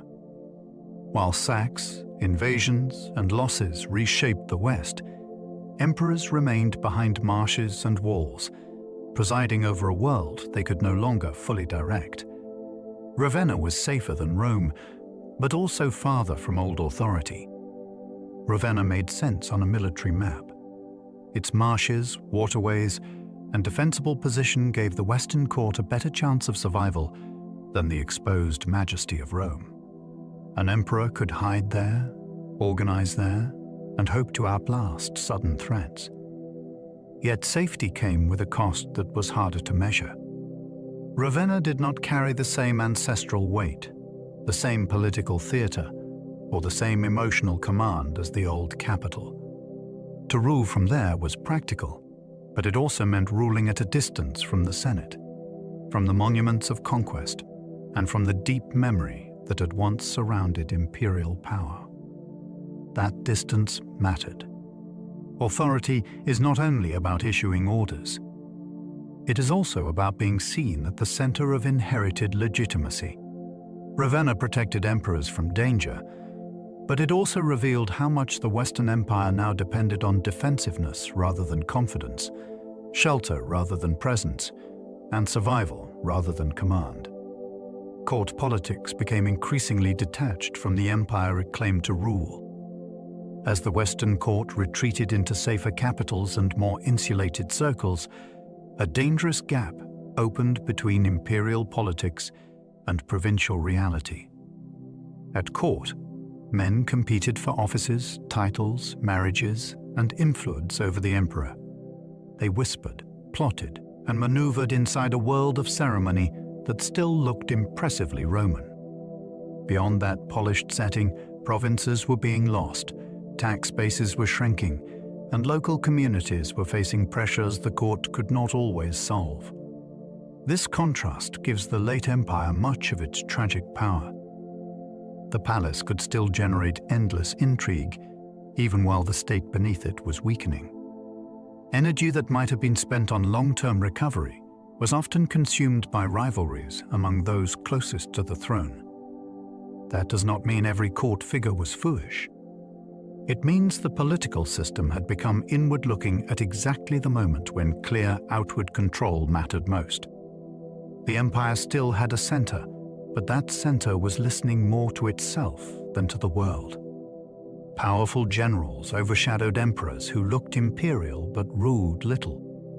In the final Western decades, the image of empire often survived better than the substance. emperors still wore the robes, received embassies, and embodied the legal majesty of Roman rule. Yet behind or beside them stood generals whose command of armies gave them the real leverage. This created one of the strangest spectacles in late antiquity. The emperor could appear supreme in ceremony, while another man shaped appointments, strategy, and succession. It was a world where appearances had to be maintained because imperial legitimacy still mattered, yet everyone close to power understood that force lay elsewhere. That tension is fascinating because it makes the Western court feel almost theatrical. The emperor remained necessary as a symbol, but symbols are vulnerable when they depend too heavily on protectors who can also become masters. Rome had not abolished the throne. It had allowed it to become increasingly hollow, and into that hollow stepped military strongmen who ruled without always claiming the title itself. Stilicho tried to save the West, then died in a purge. Stilicho stands out as one of the great might-have-been figures of the late West. Of mixed background but fully embedded in Roman power, he rose to become the leading general of the Western Empire and the guardian of the young emperor Honorius.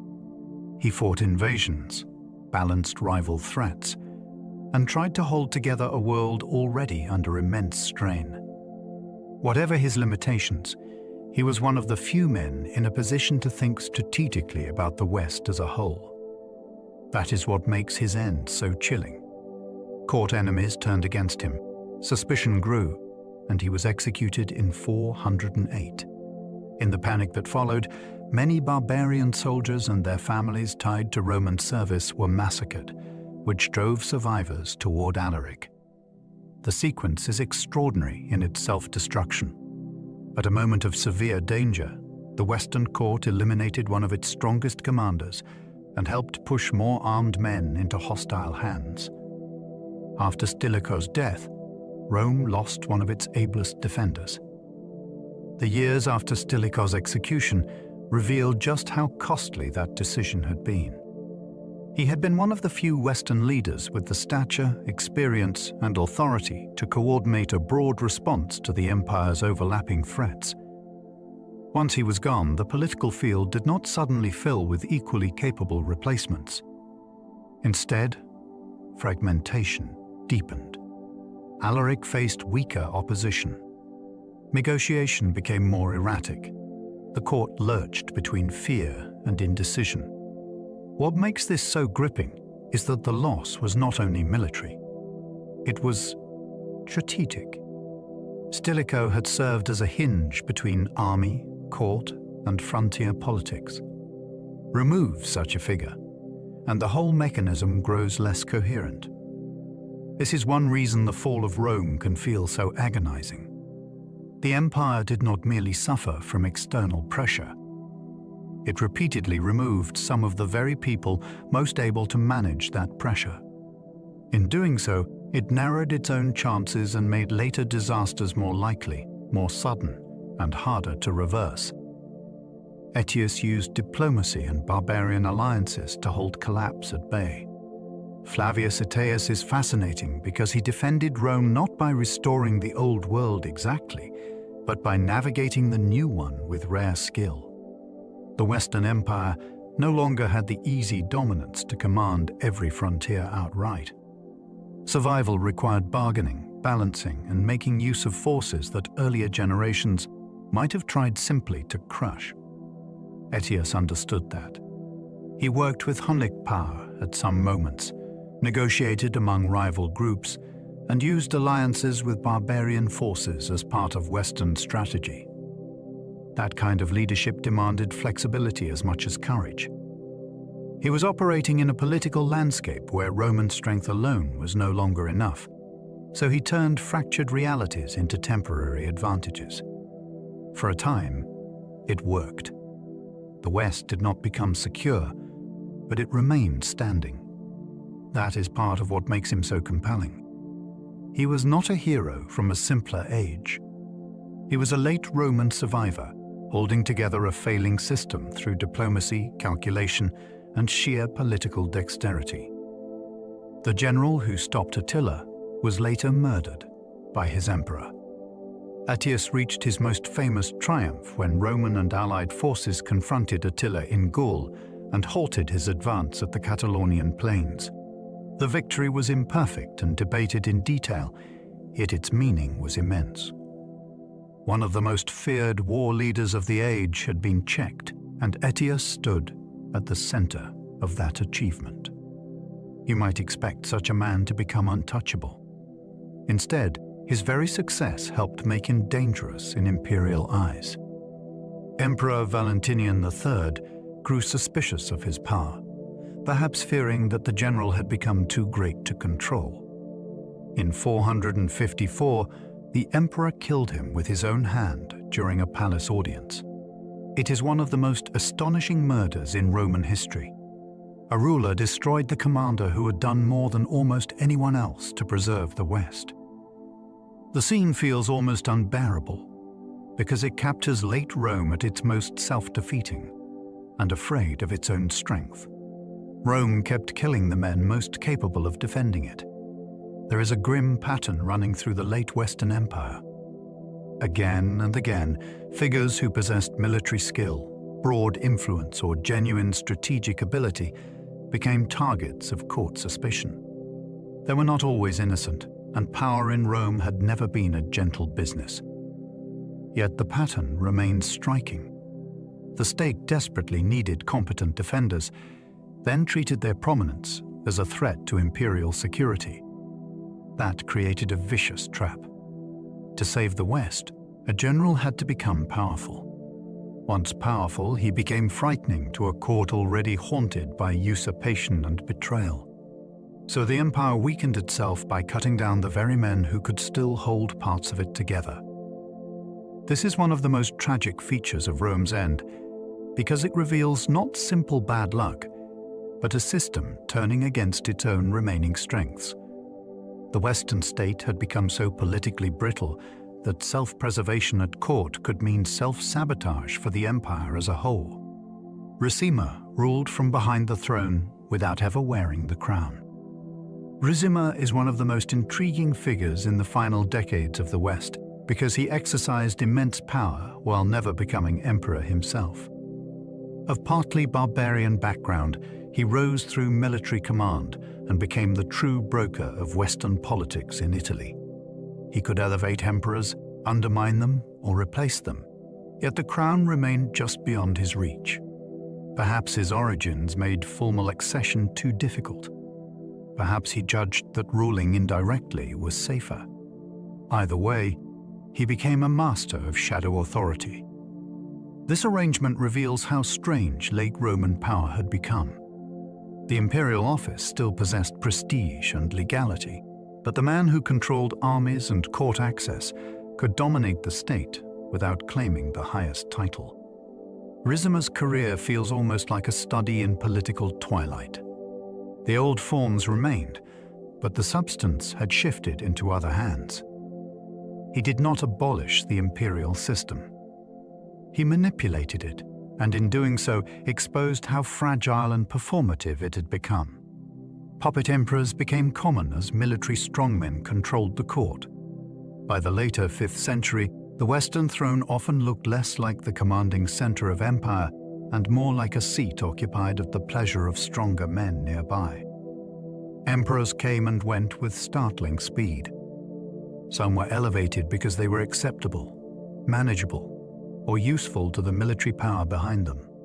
Their reigns could be brief, uncertain, and heavily constrained from the start.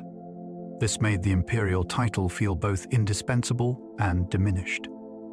It still mattered because Rome's political culture needed legitimacy, ancestry, and legal continuity. Yet it mattered in a world where the real decision often lay elsewhere. That contrast is what gives the period such eerie fascination. The empire continued acting out the rituals of sovereignty even as sovereignty itself had become fractured. A puppet emperor is not merely a weak ruler. He is a sign that the state still believes in its symbols while no longer trusting them to govern alone. That is a powerful image of Rome's final Western decades. Imperial titles survived even when real power had nearly vanished. One of the strangest features of the late Western Empire is how long the language of greatness outlived the reality behind it.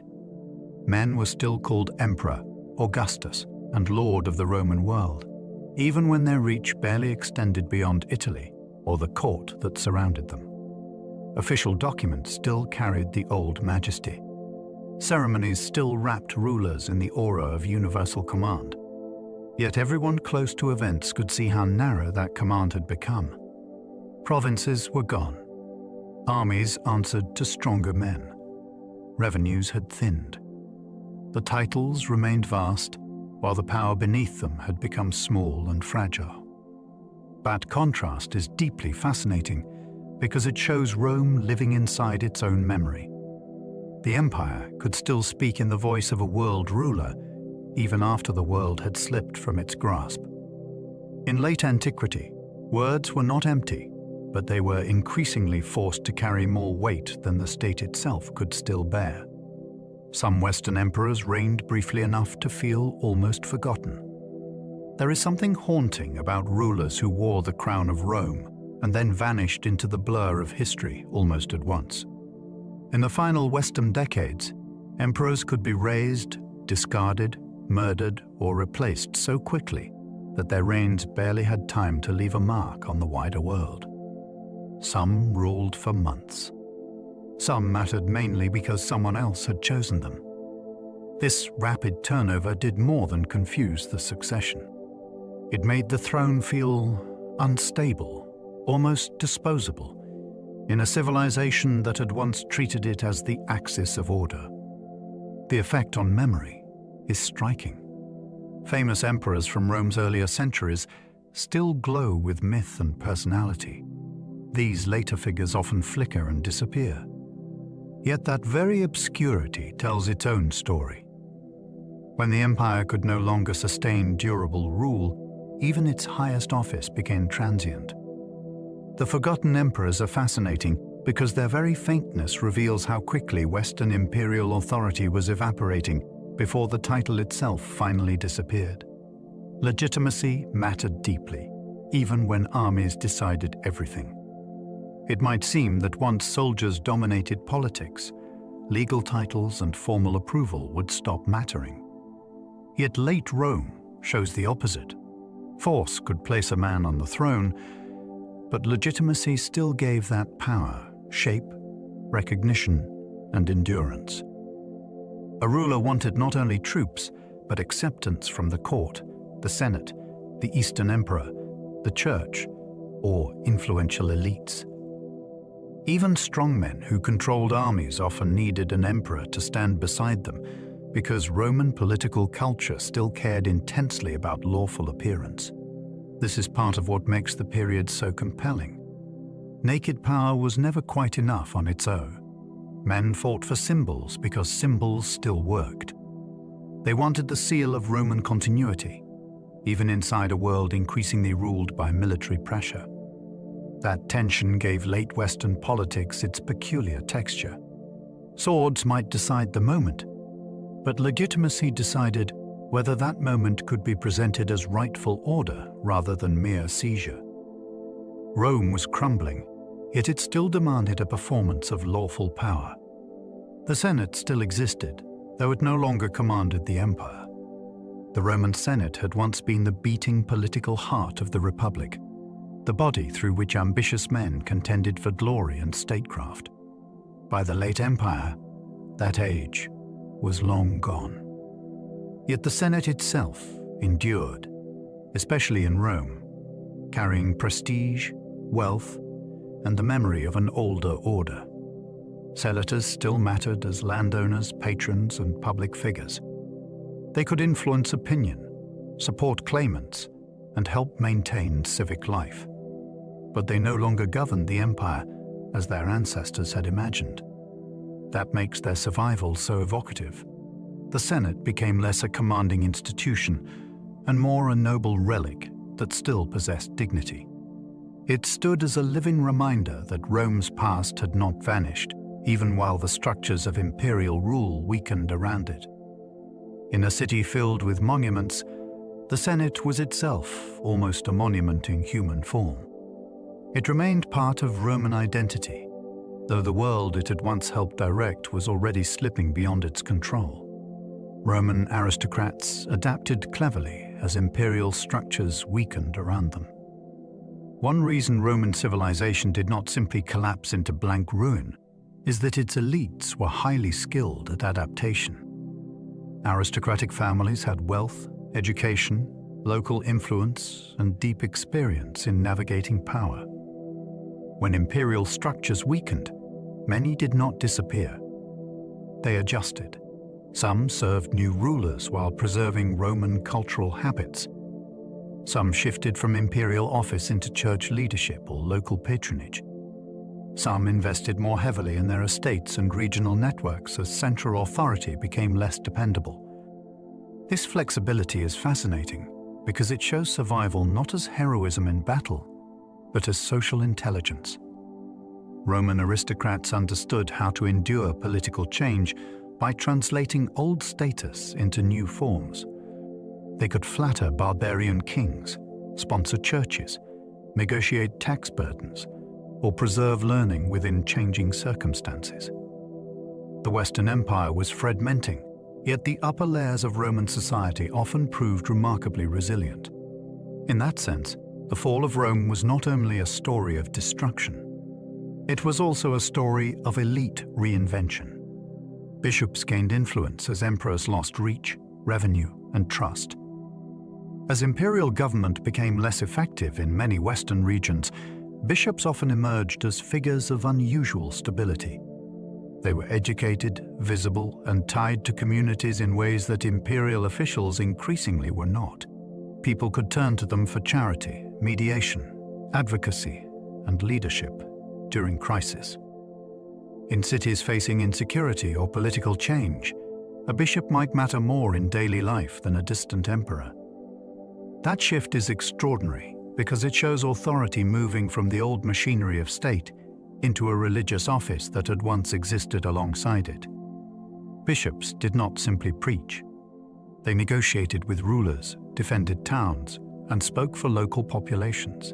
Their influence grew partly because the empire was fading in practical terms. When tax systems weakened, military protection became uncertain, and state presence thinned, trusted local leadership became more valuable.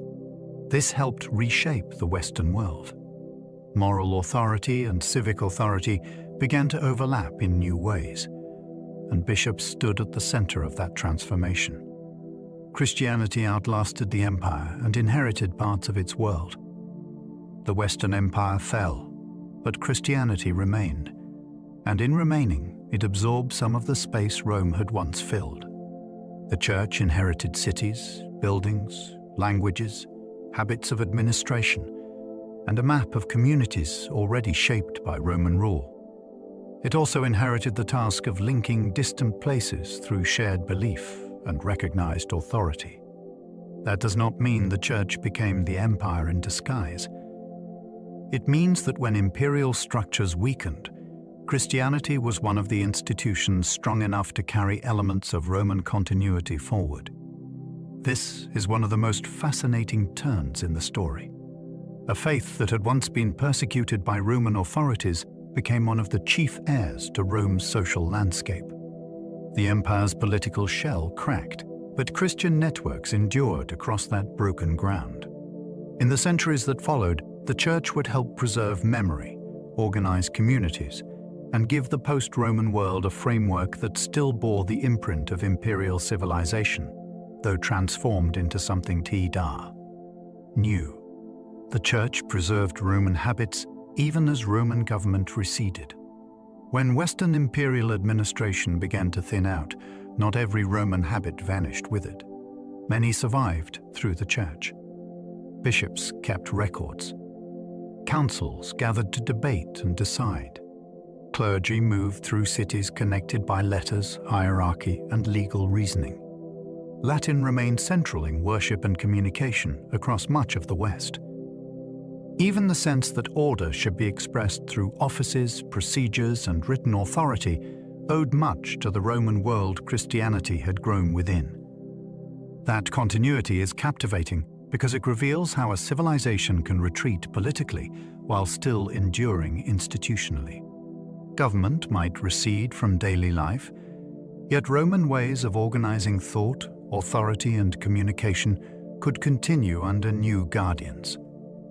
The Church was not preserving everything unchanged. It was selecting, adapting, and redirecting inherited forms towards spiritual and communal purposes. Still, the resemblance mattered. In many places, Roman government faded from view, while Roman habits lived on in cathedrals, councils, correspondence, and the disciplined structures of Christian life. Monasteries later protected texts from a civilization already fragmenting. As the Western world became more politically fractured, monasteries would gain a quiet but profound role in preserving pieces of the ancient past. Monks copied manuscripts, guarded libraries, and passed along works that might otherwise have vanished in a more chaotic age. This matters because the fall of Rome was not only about armies and kings. It was also about memory, and whether a civilization's words could survive after its state had weakened. The monastic world became one of the places where that survival happened. A poem, a sermon, a history, or a philosophical text might endure because someone in a religious house found it worth copying by hand. That image is extraordinary. While the great public machinery of empire had broken apart, smaller disciplined communities were helping carry its intellectual inheritance forward. They were not trying to rebuild imperial government. Yet in preserving texts, they preserved voices. Rome's political order could fail, while parts of Rome's mind still passed onward through parchment and patient labor. The fall of Rome was political collapse, not the end of civilization.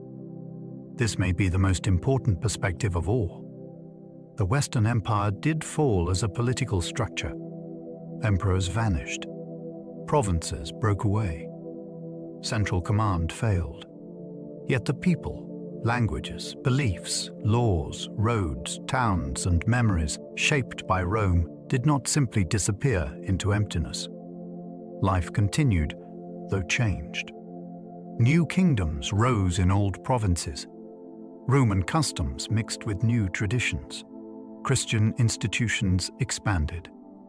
Latin endured and evolved. Local societies adapted to a world without a Western emperor, but not without all traces of Rome. That is what makes this story so much richer than a tale of darkness swallowing light. It is a story of collapse and continuation at the same time. Something enormous ended, but much else was transformed rather than erased. The wonder of Rome's fall lies partly there. A civilization can lose its state and still live on through culture, faith, law, language, and imagination.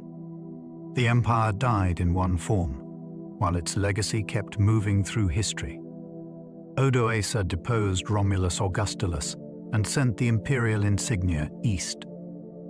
The final gesture of the Western Empire was not a blazing coronation or a last doomed battle. It was the removal of a boy emperor and the sending of imperial insignia to Constantinople. In 476, Odoacer, a military leader in Italy, deposed Romulus Augustulus and chose not to appoint another Western emperor in his place. Instead, the symbols of office went east, as if to admit that one emperor was now enough for the Roman world. That moment feels quiet on the surface, yet it is charged with meaning. The West did not end through complete annihilation. It ended through political subtraction. A throne simply ceased to be filled. That is what makes the scene so haunting. The imperial court in the West had become too weak to sustain its own continuity, and Odoacer understood that legitimacy could be managed more effectively by acknowledging the Eastern emperor than by pretending the old Western line still possessed real force. The last Western emperor's name echoed Rome's founder and first emperor. There is something almost too perfect about the name Romulus Augustulus. It sounds like a closing circle written by history itself. Romulus was the legendary founder of Rome, the figure placed at the city's mythical beginning. Augustus was the title of the first emperor who gave the Roman world its enduring imperial form. And now, at the western end of that long story, the boy on the throne carried echoes of both. The effect is uncanny. It makes the final act feel as though Rome was speaking in symbols, even while its political power faded. Yet the name also reveals something more human and sad. Grandeur of title could no longer guarantee grandeur of rule. A child bearing the weight of Rome's oldest memories could not restore the empire those memories belonged to. That is why his name lingers so powerfully. It sounds like destiny, but it arrived at a moment when destiny had already slipped beyond the Western Throne's reach. Romulus Augustulus was probably more a symbol than a ruler. By the time Romulus Augustulus became emperor, the office in the West had already been reduced to something fragile and manipulated. He was elevated by his father, Orestes, a powerful military figure who expected to govern through him. That makes the young emperor fascinating, because he stands at the exact point where imperial majesty and political emptiness meet. He had the title, the robes, and the formal status, but very little independent command.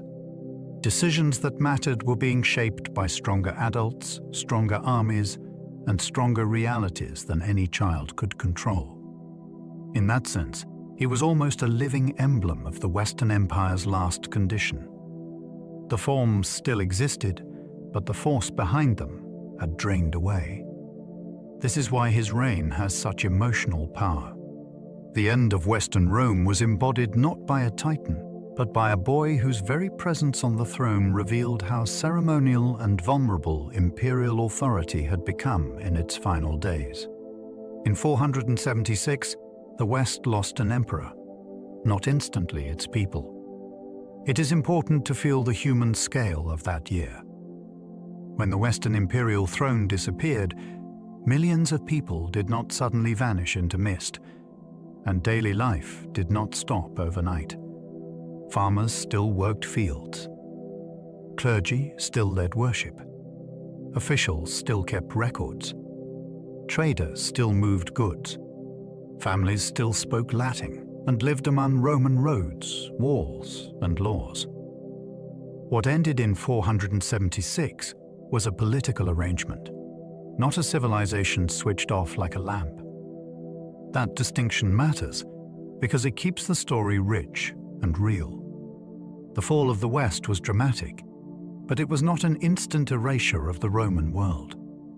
Instead, people carried Roman habits forward into a changed landscape, ruled by new powers. The emperor was gone, yet Roman life continued in altered form. That is one reason the end of Rome remains so captivating. History did not close the book. It turned the page, and the old world kept speaking through the next chapter. Odoacer ruled Italy while formally acknowledging the emperor in Constantinople. Odoacer did not present himself as the destroyer of Rome in some simple sense. He ruled Italy in a way that still nodded toward Roman legitimacy, and that is what makes his position so intriguing. After removing the Western emperor, he accepted authority in Italy, while recognizing the Eastern emperor in Constantinople as the senior imperial figure. This arrangement tells you a great deal about the age. Roman titles, Roman approval, and Roman continuity still mattered, even when the West no longer had its own emperor. Odoacer was strong enough to rule, but he understood that power worked better when draped in accepted forms. That made his kingship feel less like a clean break and more like a political improvisation inside the Roman tradition. Italy was being governed by a new kind of ruler, yet the language of empire still framed his authority. The Western throne had vanished, but Roman legitimacy remained too useful and too prestigious to discard. The Western throne vanished, but Roman law and memory endured. The disappearance of a Western emperor did not erase the legal habits and cultural memory that Rome had planted across centuries. Contracts still needed recognition. Property still needed definition. Communities still understood justice through concepts shaped by Roman rule. Even new rulers entering former imperial lands often found it wiser to govern through inherited legal frameworks than to invent entirely new ones. Memory mattered just as much. People remembered what Roman order had looked like, and those memories influenced what they expected from authority, status, and public life. This is one reason the fall of Rome feels so layered. A throne can vanish quickly, but the mental and legal world built by a great civilization fades much more slowly. Rome's state in the West collapsed, yet Rome's ways of organizing life continued to guide the post-imperial world. The empire lost its highest office, while its legal imagination and social memory continued shaping the lives of people who still lived among its ruins. Many so-called barbarian kings preserved Roman taxes, offices, and titles. One of the greatest surprises after the fall of the West is how much of Rome survived in the governments of its successors. Kings, often described as barbarian, did not simply sweep away every imperial structure. They kept tax systems where they could. They used Roman officials. They valued old titles and administrative forms because those tools helped them govern lands that had long been Roman. This makes the transition far more interesting than a story of destruction alone. New rulers inherited populations used to Roman habits and inherited territories whose roads, cities, and estates had been shaped by Roman administration. To rule effectively, they often had to borrow from what had come before. That did not make them Romans in the old sense, but it did make their kingdoms part of Rome's afterlife. The old empire had taught even its successors how power could be organized. In that way, Rome continued governing the West through men who had replaced its emperors, but retained many of its methods. The Ostrogoths ruled Italy through a kingdom that still looked Roman. When the Ostrogoths took control of Italy, the result was not a simple rejection of Roman civilization. Their kingdom, especially under Theodoric, preserved much of the outward shape of Roman governance. The Senate still mattered. Roman officials still served. Administration continued in familiar forms. Italians living under Ostrogothic rule could still recognize large parts of the political and social world around them, even though supreme power now rested with a Gothic king and his followers. That is what makes this period so mesmerizing. Italy became a place where conquest and continuity existed together. A new ruling people stood at the top, yet the machinery below often remained recognizably Roman. This was not an attempt to turn back time completely. It was something stranger and more subtle, which was the use of Roman forms inside a post-imperial kingdom. The Western Empire was gone, yet Italy still moved through a political landscape shaped deeply by Roman expectations, offices, and inherited habits. Theodoric governed as a barbarian king in a deeply Roman style. Theodoric the Great is one of the most remarkable figures of the post-Roman world because he managed to rule as both outsider and inheritor. He was an Ostrogothic king, backed by Gothic military power, yet he governed Italy with great respect for Roman administrative tradition and elite culture. He employed Roman statesmen such as Cassiodorus and Boethius. He maintained public works. He presented himself as a guardian of order rather than a destroyer of civilization. That combination gives him enormous historical fascination. He was not trying to recreate the old Western Empire exactly, but neither was he content to rule through brute force alone. He understood that Italy's prestige, wealth, and stability were bound up with Roman forms, so he used them. Under his rule, the post-Roman world looked less like a clean break and more like a hybrid creation, where Gothic kingship and Roman statecraft were woven together into something powerful, precarious, and distinctly dubious, late antique. Latin survived the empire and slowly became the Romance languages. Empires can die while their language keeps traveling forward through ordinary mouths. That is exactly what happened with Latin in the West. Long after emperors vanished, people continued speaking local forms of Latin that had been shaped by region, accent, and daily use over many generations. These spoken varieties did not remain frozen. They changed, drifted apart, and eventually became the ancestors of languages such as Spanish, French, Italian, Portuguese, and Romanian. That is an extraordinary kind of survival.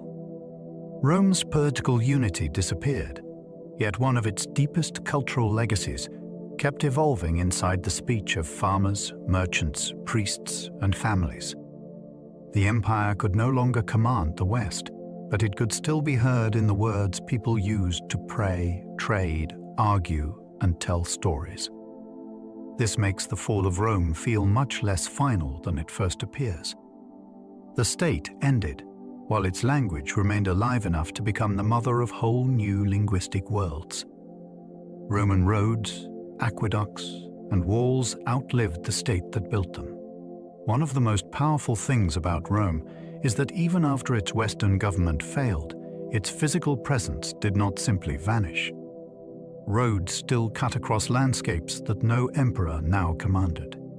Aqueducts still arched over valleys like stone reminders of vanished confidence. Walls still enclosed cities whose rulers had changed.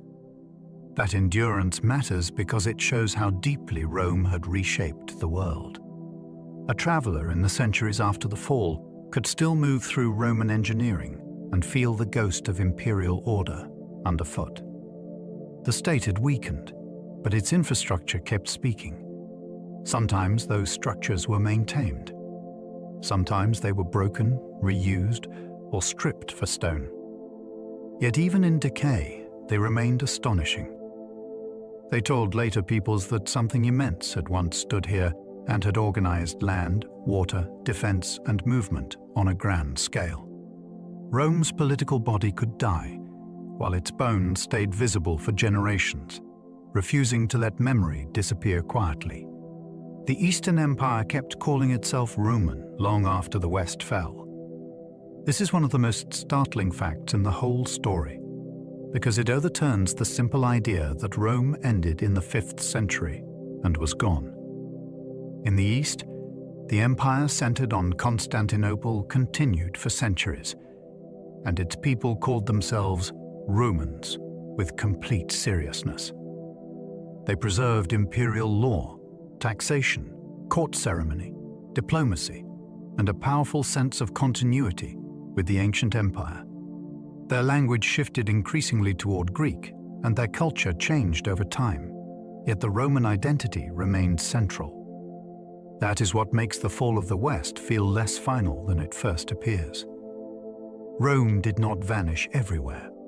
It survived in another half of its old world, still governing, still fighting wars, still imagining itself as the rightful empire. Later historians would call it Byzantine, but that was not the name its own people used. In their eyes, Rome still lived, and that claim carried extraordinary weight across the medieval centuries. Justinian later tried to rebuild the West and nearly broke the East. In the 6th century, Emperor Justinian launched one of history's most audacious attempts at restoration. From Constantinople, he sent armies west to recover North Africa, Italy, and parts of Spain, as if the Roman world could still be stitched back together under imperial rule. For a moment, it almost worked. Victories against the Vandals and Ostrogoths made the dream of renewed empire feel possible again. Yet the cost was immense. War in Italy became prolonged and devastating. Resources were drained. Enemies pressed on other frontiers. The Eastern Empire stretched itself in pursuit of Western glory, and the burden proved dangerous. This is what makes Justinian so fascinating. He was both a restorer and a gambler, reaching backward toward Roman greatness while exposing his own state to exhaustion. His reign shows that Rome's legacy remained powerful enough to inspire massive reconquest, but also that the old Mediterranean empire had become too difficult to rebuild without threatening the strength of the state attempting it. Historians still argue whether Rome fell suddenly, slowly, or never fully. Few great historical events generate as much argument as the fall of Rome, and that ongoing debate is part of the fascination. Some historians emphasize dramatic moments such as sacks, battles, and the deposition of emperors. Others focus on long processes that stretched across centuries, where institutions weakened bit by bit until the end seemed almost impossible to date precisely. Still others argue that Rome did not truly disappear at all, because so much of its culture, law, language, and identity survived in changed forms. That disagreement is not a flaw in the story. It is one of its richest features. Rome was so vast, and its ending so uneven, that it resists a single neat conclusion. The date depends on what you mean by Rome. Do you mean the Western Emperor, the Roman state, the city, the culture, or the idea? Each answer gives a different ending. That is why the fall of Rome continues to feel alive in the hands of historians. Some see the fall as catastrophe, while others see transformation. The argument over Rome's end is not only about dates. It is also about what kind of event it truly was. For some, the fall was a catastrophe, a collapse of urban life, public order, literacy, security, and economic integration across much of the Western world. From that view, Rome's disappearance marked a profound loss. For others, the story looks more like transformation, where old imperial structures gave way to new kingdoms, new religious authority, and new cultural forms without total civilizational death. Both perspectives capture something real, which is why the debate continues. In some places, life became harsher and less connected. In others, continuity remained stronger than older dramatic narratives once allowed. That tension makes the subject far more compelling than a simple tale of doom. Rome's end could be ruin and reinvention at once, depending on where you look. The Western Empire fell, but what followed was not emptiness. It was a changed world, learning how to continue. Climate shifts and plague may have worsened Rome's already dangerous vulnerabilities. Rome did not weaken in a vacuum. Alongside political and military crises, the empire also faced environmental pressures that may have made existing problems far harder to manage. Climate variability could affect harvests, local stability, and the resilience of already stressed regions. Disease could cut into population, labor, military recruitment, and tax revenue. These forces do not explain the fall on their own, but they may have made a fragile system more brittle. That is what gives this subject such depth. The empire's troubles were not only created in palaces and on battlefields. Some came from forces no emperor could negotiate with and no general could defeat. The Roman world had long depended on dense connections of trade, movement, and administration. Those very strengths could also help strain a system when harvests failed or illness spread. Rome's fall becomes even more fascinating when you realize it may have been shaped partly by the natural world pressing against a civilization already living dangerously. Lead pipes did not destroy Rome, despite the famous old theory. For a long time, one of the most popular explanations for Rome's fall was also one of the most dramatic. The idea claimed that lead poisoning from Roman pipes, cookware, or wine vessels slowly damaged the health and judgment of the ruling class, helping bring the empire down from within. It is a striking theory, which helps explain why it spread so widely. Yet modern historians and scientists do not treat it as the main cause of Rome's collapse. Lead exposure certainly existed in the Roman world, but the empire's fall was far too complex to be reduced to poisoned plumbing. This matters because it shows how much people want a single clever answer to a vast historical mystery. Rome tempts us into searching for one hidden flaw that explains everything. The reality is more interesting and more human. The empire fell through overlapping crises, not a secret chemical curse running through its water system and quietly deciding its fate. Rome fell from many causes because no single explanation is enough. That is perhaps the truest sentence anyone can say about Rome's fall. No one cause can carry the full weight of the story. Invasions mattered, but so did civil wars. Economic strain mattered, but so did political instability.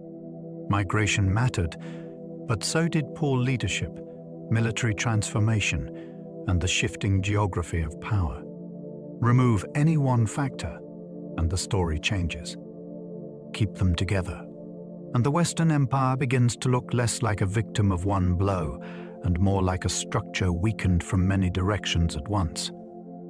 That is why Rome remains so compelling. It resists simple answers. Human beings often want history to behave like a riddle with one elegant solution. Yet Rome teaches the opposite.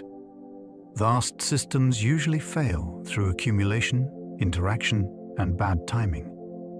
The empire's end was not one mistake.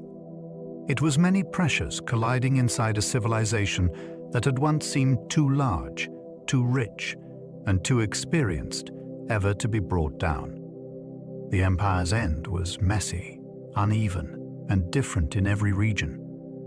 One reason Rome's fall is so hard to define is that it did not happen the same way everywhere. Britain slipped away through withdrawal and fading connection. Africa was seized with enormous strategic consequences. Italy remained symbolically central even as power changed hands. Gaul became a mosaic of Roman cities and new kingdoms. Spain passed through contested transitions of its own. This variety matters because it prevents the story from becoming too tidy. The Western Empire was one political structure, but its provinces lived through its ending in very different ways. Some regions saw sharper rupture. Some preserved stronger continuity. Some endured repeated war. Some adapted through local elites and church leadership.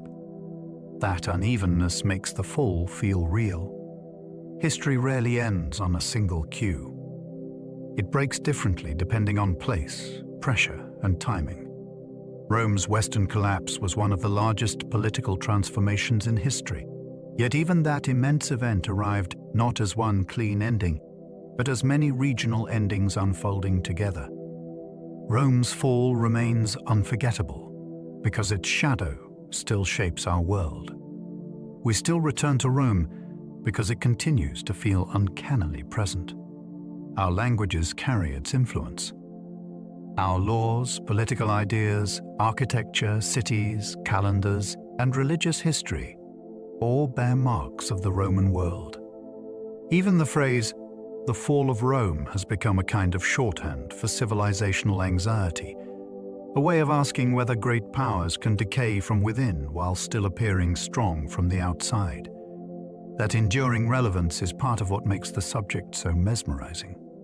Rome is not just ancient history. It is a mirror people keep lifting toward later ages, hoping to see warning, wisdom, or reassurance in its reflection. The Western Empire fell long ago, yet the questions it raises remain startlingly alive. How does a superpower weaken? How do institutions outlast governments? What survives after political collapse? Rome's story still matters because its ending never stayed in the past. It keeps casting meaning forward into the world we live in now. And now our long journey through the fall of Rome begins to settle into stillness.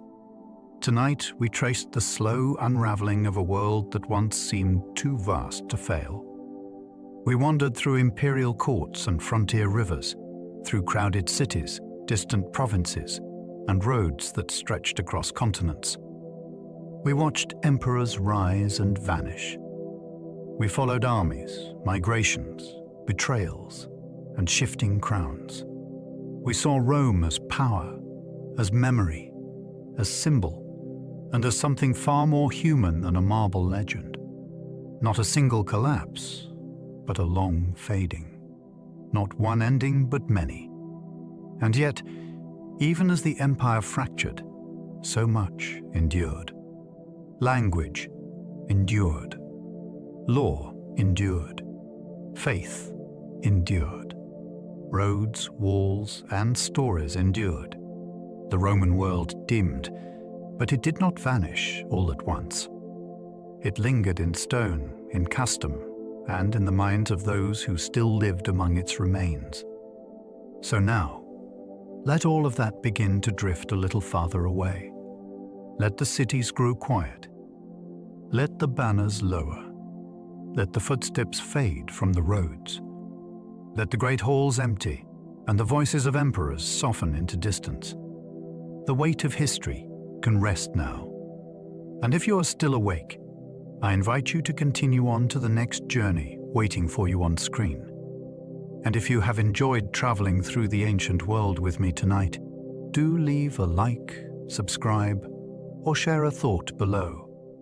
It helps this channel reach other wandering minds looking for rest, wonder, and a place to gently drift. But for now, simply breathe. Let your body grow heavy. Let your thoughts loosen their grip. And let the last echoes of Rome fade softly into the night. Sleep well and good night.